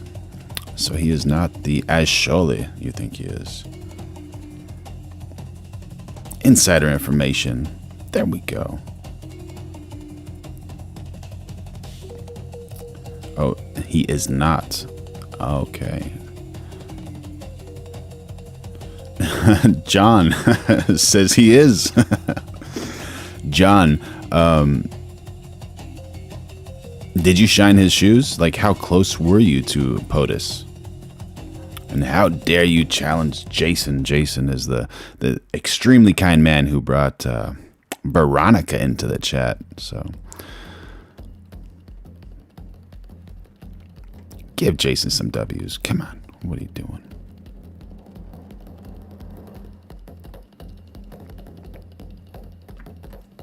Of vast amounts of oil pouring through your system. If for any reason that line is closed because you can't continue to put it into containers or ships, which has happened to them, they have no ships because of the blockade. What happens is that line explodes from within, both mechanically and in the earth. That's why they're burning it. Happens where it just explodes, and they say they only have about 3 days left before that happens. And when it explodes, you can never, regardless, you can never rebuild it the way it was. In other words, it will always be, if you rebuild it. This is very, very incredible. Have a listen here. Alvaro Santiago has decided to join the chat and says, Trump wanted to close off the borders to keep the virus from spreading, but y'all called him R word for it. R word. Like he's racing something. Racist. You call them racist for keeping the virus out. Come on, y'all. It's going to be permanent. To rebuild it all, but it would only be about 50% of what it is right now. And look at this. Iran is very worried. They're making frantic moves. They brought a 30-year-old oil tanker out of retirement and sent it to their oil island because they don't have any storage. But they've apparently offered the U.S. a new deal in the hopes to end this conflict. What's that like? Out of the Middle East, where Iran has reportedly made a new offer to the U.S. when it comes to the Strait of Hormuz. Axios writing, quote, Iran gave the U.S. a new proposal to reopen the Strait of Hormuz and end the war, with nuclear negotiations postponed for a later stage. Diplomacy is in a stalemate, and the Iranian leadership is divided about what nuclear concessions should be on the table. It sounds like they're united in that there should be zero. Did you vote for Kamala like Cole Allen did? She'll enjoy the chat. Oh, Jason Holmes has joined in on the super chat to clarify and says he actually was extremely involved with everything and would come to what we called the dungeon and check to see things were good. He was good to us. Man, that is incredible. That is incredible. That's like a dream story right there, honestly. Seeing someone so successful check in on you. That's absolutely brilliant. Absolutely brilliant. Thank you so much, Jason Holmes, for the $5 US. Veronica, come here. Say thank you to Jason. Everybody say thank you to Jason, because now we get to see Veronica again. Thank you for your support. I love you. Wishing you and your family the best. Jason getting W's in the chat. Let's go, Jason. Thank you so much. Zero concessions on the table, and look at what the deal they're offering actually entails. It gets worse. If what they mean by opening the straits is, yes, the straits are opened as long as you coordinate with Iran, get our permission, or we'll blow you up, and you pay us. That's not opening the straits. Those are international. And we're going live every day at 2026, so make sure y'all like, subscribe, turn on those notifications, and so you can be a part of this amazing community and we can all grow together and learn together. Waterways. They cannot normalize, nor can we tolerate them trying to normalize a system in which the Iranians and we can always say thank you to Jason for bringing out Veronica. Decide who gets to use an international waterway and how much you have to pay them to use it. So this new deal is really the last deal, just repackaged and even worse somehow. But what does the president think about this? Israel would get blown up within minutes from the time they got it. So we can't let Iran have a nuclear weapon. So this should have been done by previous presidents. It should have been done for years, 47 years it's been going on, and nobody did anything about it. We've done a great job. And hey, Veronica, Scott the Rock says thank you, by the way. It'll come to an end very soon, and we're going to be victorious. But They cannot have a nuclear weapon. So Trump says no nuclear weapons. Iran says, hey, we want to have negotiations, but we don't want to talk about the nuclear weapon, which reveals where we are in this process. We're at a stalemate. But now that Trump has stonewalled the Iranians and is blockading them in their little area of the world, they're negotiating with the Russians to see if they'll get what they want from them. On pushing forward with their own diplomatic aims. The foreign minister of Iran meeting in Russia today after coming off a visit to Oman and 2 separate visits to Pakistan to meet with mediators there. Notably absent in Islamabad, the United States, after President Trump canceled the trip for Special Envoy Steve Witkoff and Jared Kushner after Iran appeared to be non-committal about guys are on a world sympathy tour. The president saying as a result of all of this, if Iran wants to make a deal, they know how to reach They're it. wasting their time. If they want to talk, they can come to us or they can call us. But we're not sending people to travel. What in the world? Recounting Pacific Northwest has joined the chat to answer your question about that 4B since he was elected last year. Shorty's Tulip. So, Recounting says he is manipulating the market and giving his family members government contracts. I don't know how accurate that is, but you never know. You never know. But what a great picture. Look at POTUS over here. One of the most entertaining men on earth. Travel 18 hours to meet. Right, that's a waste of time, man. Iran's takeaway from all of this, their foreign minister is saying developments have occurred in the negotiations. The Americans' approach has caused the previous round of talks, despite the progress that had been made, not to reach its objectives. The excessive demands they made and the incorrect approaches they adopted, it was necessary for us to have consultations with our friends in Pakistan to examine the latest situation. Weird. Meanwhile, as there is hope that So these guys are flying all around the world. They want to talk to everybody but the United States. This is just another one of their schemes to drag things out, but they have a secret motive for why they're meeting with all of these. Johnny Vega. Yeah, Strait of Trump, you know, Strait of Hormuz, Strait to Trump, Canal of America. These other countries and not America. Yeah, the drone companies for sure, like Unusual Machines. And the other one, what was the other one that we went over yesterday? Or let me say potential talks between the United States and Iran. Russia had several ideas on the table. Yeah, how many millions did they make 15 minutes before Trump tweeted that with the oil situation? That was incredible. Incredible business plan, maybe. Maybe Pelosi related, you never know. Well, Foreign Minister Lavrov spoke. Allegedly. Spoke to Abbas Araghchi days ago what a and joke. Showed readiness for Russia to play this role in conveying messages or in bridging gaps between Iran and the United States. Also, Iran and Russia are strong partners. We always have to remember that when the war started, Russia was among the countries that showed support to Iran. The reason for this meeting is to make it look like Iran is not isolated, that they're not alone. Meanwhile, Russia has done absolutely nothing. And now people are wondering, who's gonna win this thing? Is the president gonna win this thing? Or is Iran gonna come out on top and survive? I think what Iran wants to do is to eliminate our leverage. And so if we no longer have the blockade in place, then as far as whatever leverage might remain, it's the $20 billion of frozen Iranian assets. So that would be an incentive potentially to come to a deal. And then the threat of a resumption of military force. That takes us back to February before we launched our kinetic strikes on Iran. And back then, we know that Iran didn't come to the negotiating table in good faith. And so I think this is what Iran wants to do. The president is meeting today in the Situation Room with his key national security advisors. Look, this is what Iran does not want. Look at the map. We've got boats everywhere. Every waterway is totally blocked off. They cannot get out of their little area here. They're stuck in there. They're trapped. They want this over. That's why they're saying, hey, just get us out of this blockade. We'll come back to the table. We hope and pray Trump is so stupid that he gets America excited that this thing's almost over. And then we've got leverage because we can say, oh, it's not over. That's what they're doing. They're trying to bait the president into convincing you and I that this thing is about to end. But now the question is, how much can Iran take if their oil fields explode? Are they willing to go down that road? There's no evidence right now that any sort of economic pressure, right now at least, is going to induce Iran to negotiate in good faith. At least that's where we stand at the moment. Don't care. There's absolutely no evidence of any popular uprising. And what I think the Iranian regime wants to do is demonstrate that they are resilient.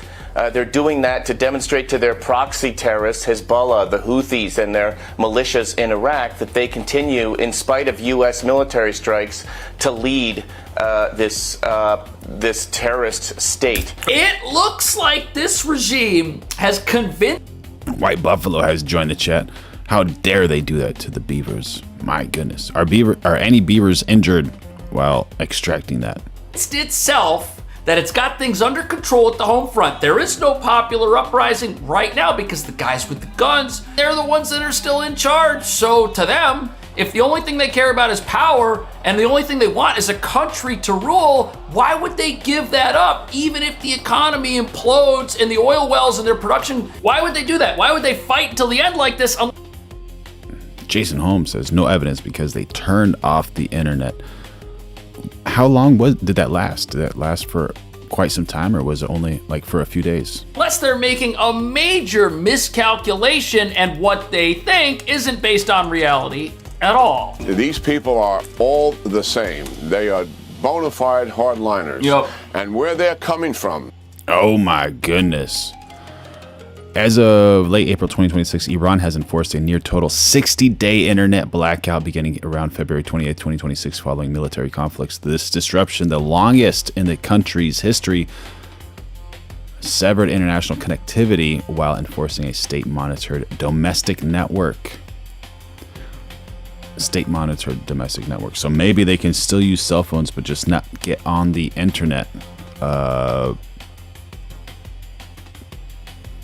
Imagine 60 days with no internet. My oh my. The crackdown began following a joint military operation by the U.S. and Israel targeting Tehran, which is in Iran, on February 28, 2026. What's the impact? International access was severed and access to global platforms was blocked, resulting in 1,392 plus hours of near total disconnection. I'm guessing cell phones did not work either. Authorities pivoted to a whitelisting system, allowing only select state-approved domestic services to function for certain users. There's a previous shutdown. This surpasses previous major restrictions, such as the 5-day near total blackout in November 2019 during fuel protests. So it's not the first time that has happened. Very interesting. Very interesting. What about Starlink? What if they use Starlink up there? What if Elon Musk gets involved with Starlink? Going into these talks, they think they made progress to get the United States to go to a pause and a ceasefire once they closed down the Straits of Hormuz, because they believed that decision was made because of political and economic pressure. That's what they believe. That has encouraged them to continue to do this, to drag out these negotiations. After all, we have passed the ceasefire deadline in their minds, and we got to get inside their head how they're thinking, not through our prism, but how they're thinking. They believe that's a good thing. We're dragging this out, and therefore the pressure will mount on the president in terms of political and economic pressure that would force him to make more concessions than he's certainly willing to make. Their only hope is that somehow President Trump isn't defeated on a battlefield where everything has been annihilated, but is defeated back home. Somehow maybe the media comes out with some articles that makes it look like Trump's doing terrible and his popularity tanks and there's an uprising among his own party. But now the thing that people are wondering is, if Iran's economy collapses because they have to shut down their oil production and there are underground explosions that devastate their infrastructure, will people rise up at that point? What's gonna happen to the regime inside the country just a few days from now? But just before we continue, in Burbank, California, a real estate broker and two others orchestrated a massive deed fraud scheme, using stolen identities, forged paperwork, and victim impersonation to sell a $1.5 million home and successfully obtain almost $1 million in loan proceeds. And the victims are now trapped in a legal and financial nightmare. The rightful homeowner who lost ownership, the impersonated buyer, who's now legally obligated to repay a $975,000 mortgage, the lender who funded the fraudulent loan, and even the title company that secured this entire transaction. These schemes are becoming more and more common, especially with advances in artificial intelligence. And if you're a Shilhan, are you talking about this? I don't know if you can see this. Can you see this? You can't see that.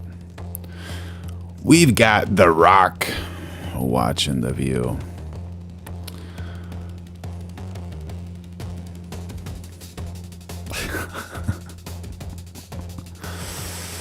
Oh, very cool, very cool.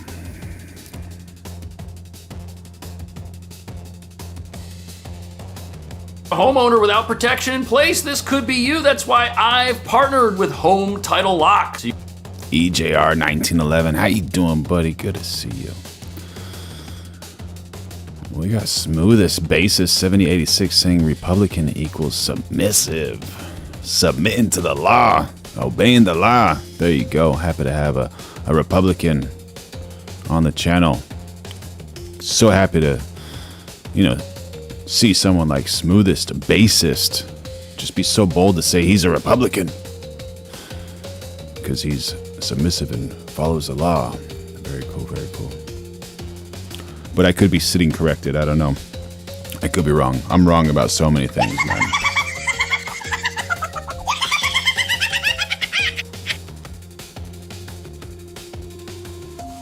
And the danger that it could actually face economic collapse. Where these people are coming from, and we got to get this, they will absorb suffering much beyond anything we think is tolerable. Wow. Because they don't care about the suffering of their people. Nope. That is just a reality. What are they trying to do? Stay in power, preserve the regime, and they will do that at all costs. So when EJR says, I feel bad for that rock being subjected to The View. When we're dealing with these people, we have to really realize where they're coming from. Now look at our side of this. And the actual real raw counting PNW has never seen an episode of The View. So, but also want to say thank you so much, Raw County PNW, for being here, buddy. What do we have going for us? Okay, before we talk about what Trump... And just so you all know, we're going live every single day of 2026, so make sure you like, subscribe, turn on those notifications, become a member, throw in a super chat so we can see Veronica again. We all want to see Veronica again.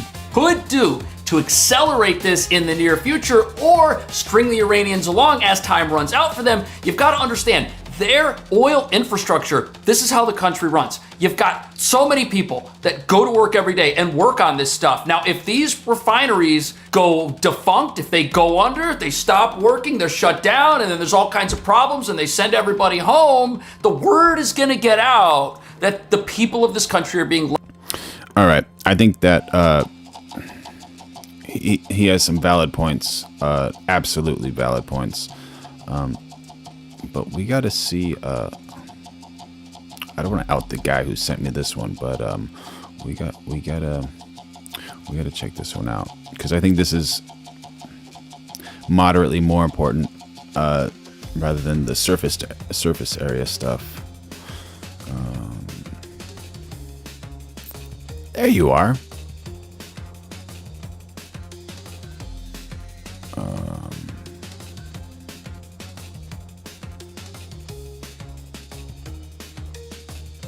And this is wild, so if this is too wild for you, I'm sorry.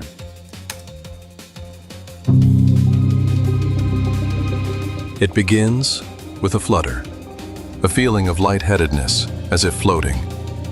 This is what a person feels when trauma is induced by electroshock.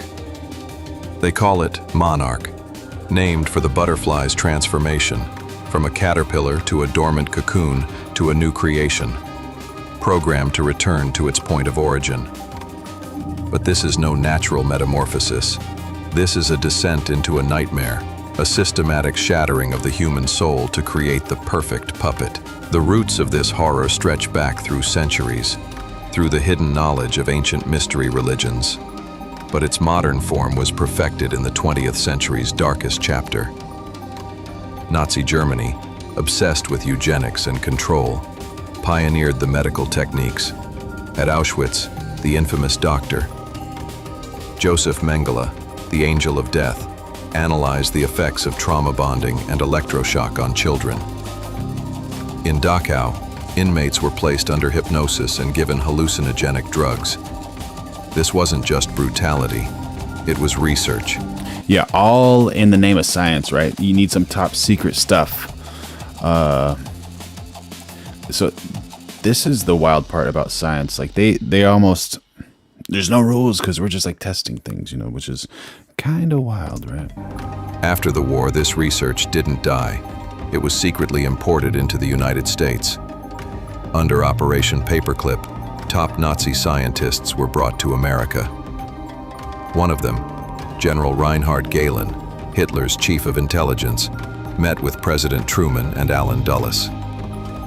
Together, they forged the Central Intelligence Agency. With the CIA's birth in 1947, a new dark chapter in mind control began on American soil. It started with projects like Chatter and Artichoke, but in 1953, it evolved into something far more sinister. Project M, K Ultra. For 20 years, the CIA conducted illegal experiments on unwitting citizens. Illegal?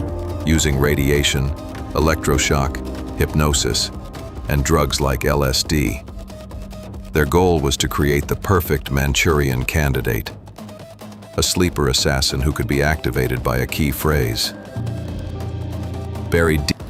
You guys ready for a dad joke? So Hitler had a twin, and the twin's name was Missler, because the opposite of hit is miss. So bad joke, bad jokes. Deep within MK Ultra's 149 sub-projects was its crown jewel, a program so secret its name still sends chills through the intelligence community. Project Monarch. Monarch was a form of structured dissociation. Using the unimaginable trauma of sexual abuse and torture, programmers deliberately shattered a child's mind into multiple personalities, or alters. They were creating a complex computer program within a human. All right, so he says that allegedly these were performed by CIA agents, and CIA agent officers primarily work outside the USA.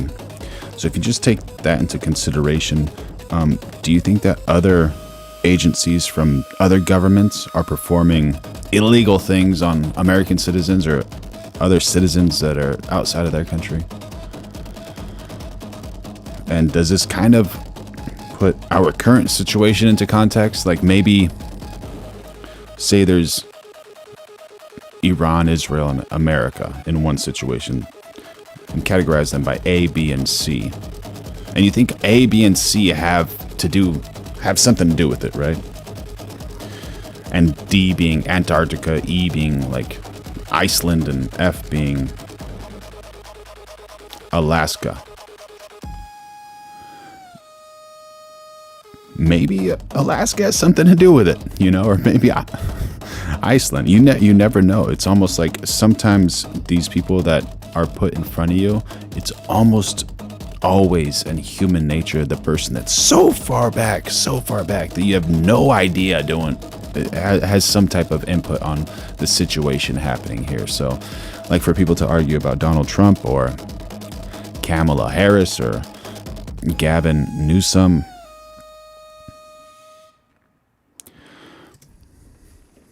maybe it's good to think twice about it.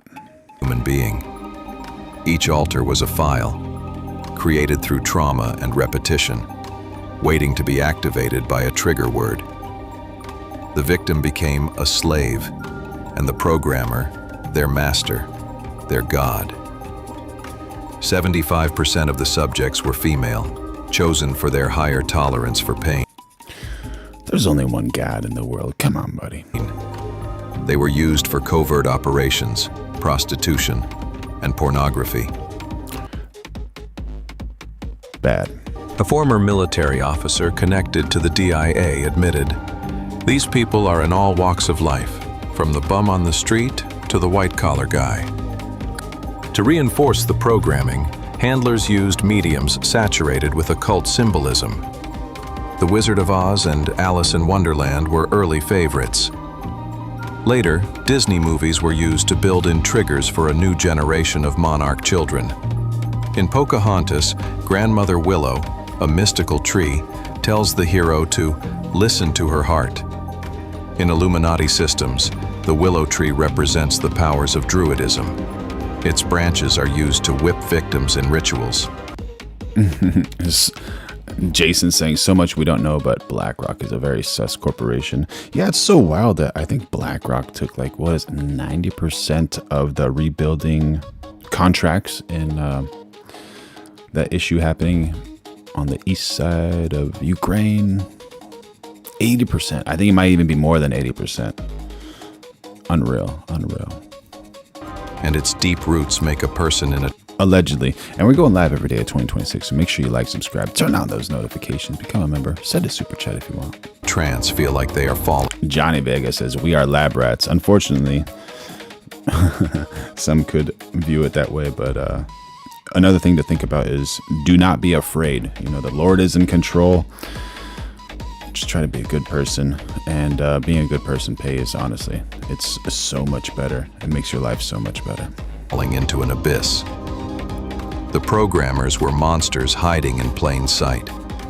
Dr. Joseph Mengele, the Angel of Death, didn't die in South America. Survivors knew him as Dr. Green.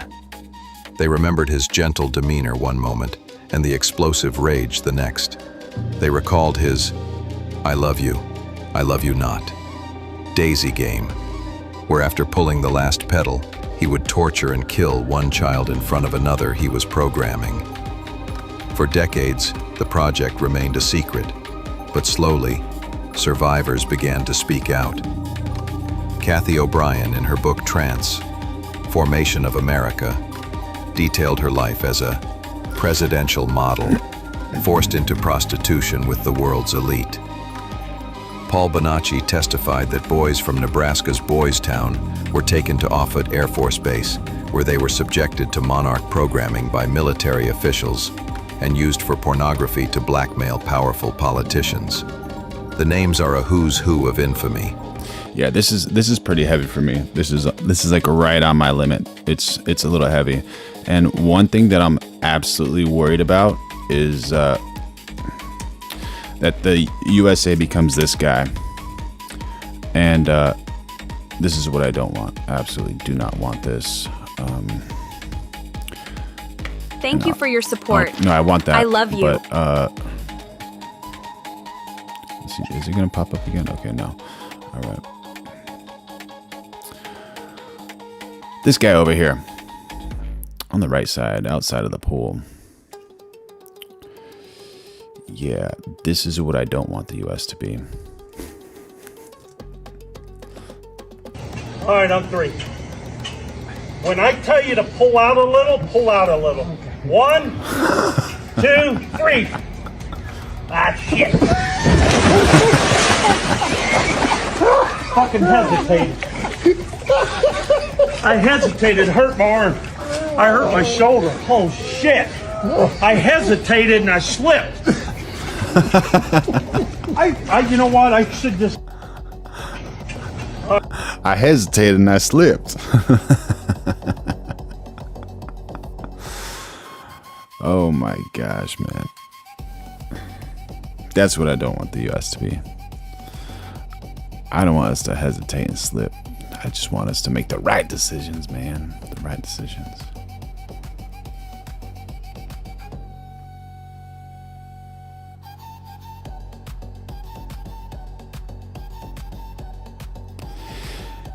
And it's so beautiful that there's places in the world that have different foods, different cultures, different ideas. They treat men and women differently than they do in the United States. But I disagree on certain things, and this is one of the things I disagree with.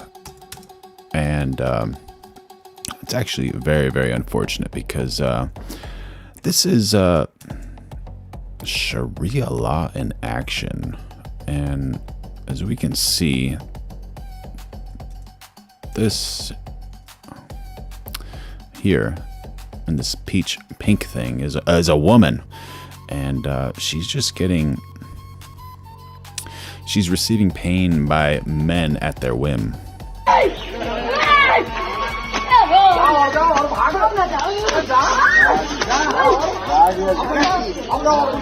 But also we gotta ask the question, like, what did she do, right?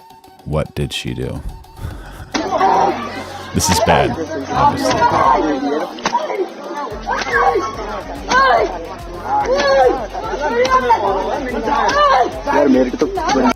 So just imagine something like this, you know, happening in the States, you know, like that'd be unfortunate.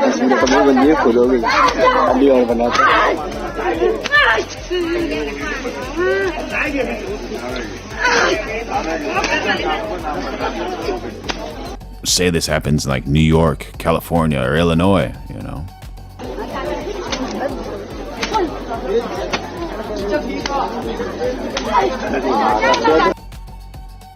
Pretty bad, pretty bad. Yeah, and Democrat feminists defend this. Absolutely, Jason.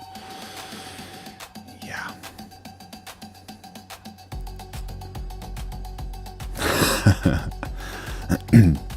Well, KC Beach says, what kind of question is that?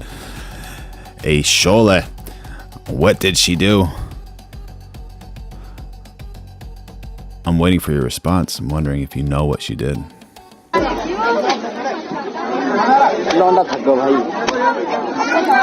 Jason says, how you get my video?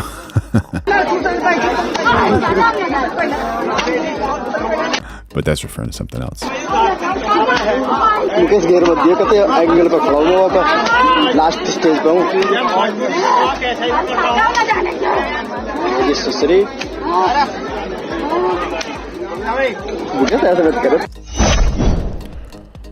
Yeah.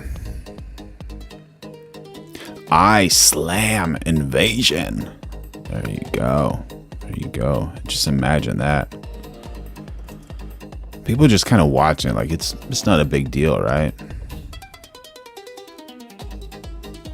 And one thing that's super interesting and kind of, you know, like funny is some of these people who pursue people of the same sex are there to protect Sharia law. And Sharia law generally prohibits homosexual acts. They're considered sins and illegal in many countries. And yeah, bad things happen to people who practice those types of things. And it's almost like, yeah, no, protect them because we want to fight them, because maybe they want to fight them. I don't know. I don't understand the concept behind that at all. But to each their own, right? Just got to respect people for who they are and how they are.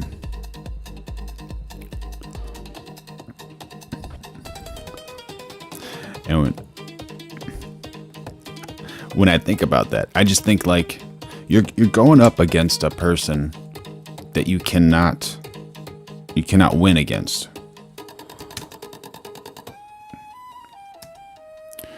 And it reminds me of this situation. If you're going to try to vote for like Sharia law and do those types of things, unfortunately, you're going to be like this guy right here wearing black pants and a gray sweater underneath the black jacket. Okay, have my camera. Fuck! What's up? And there's vulgar language in here, so you might want to mute it. I'm real gangster, nigga. I'm real gangster, nigga. What's up? Oh, gangster. fuck out of here, bitch. Your man poured liquor on your nut ass. His buddy poured liquor on his face. You a fucking noodle. Yeah, he's going to jail for that shit. No, he's not, nigga. No, he's not. No, he's not. He's been harassing us for 30 minutes. I just fucking told him. Nah, that's what he did, bro. Niggas told him about him, nigga. It's fucking, bro.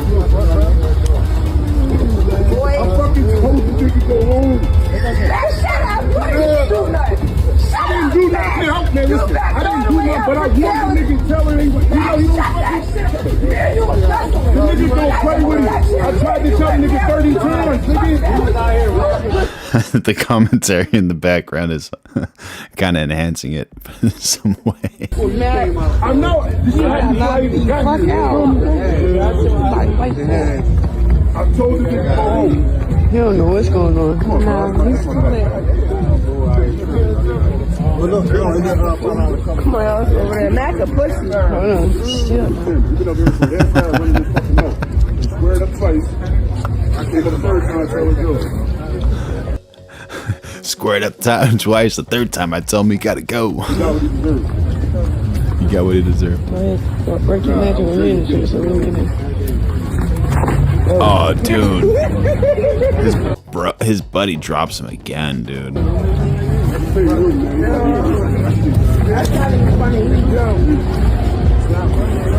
Oh my gosh, man. Yeah, so don't try to go up against somebody and act like you're tough if you don't know how to, like, actually fight, you know? So we'll see the start of this. We'll see the very start of this and how his personality changed. He was a very, very, how would you say, outspoken person. And then for some reason, he became, what's that called when you don't like to talk too much? Not me. I guess he became a mute, yeah. Okay, have my camera full. What's up? I'm real gangster, nigga. I'm real gangster, nigga. What's up? The mute guy was like, no, try muteness, bro. Try muteness.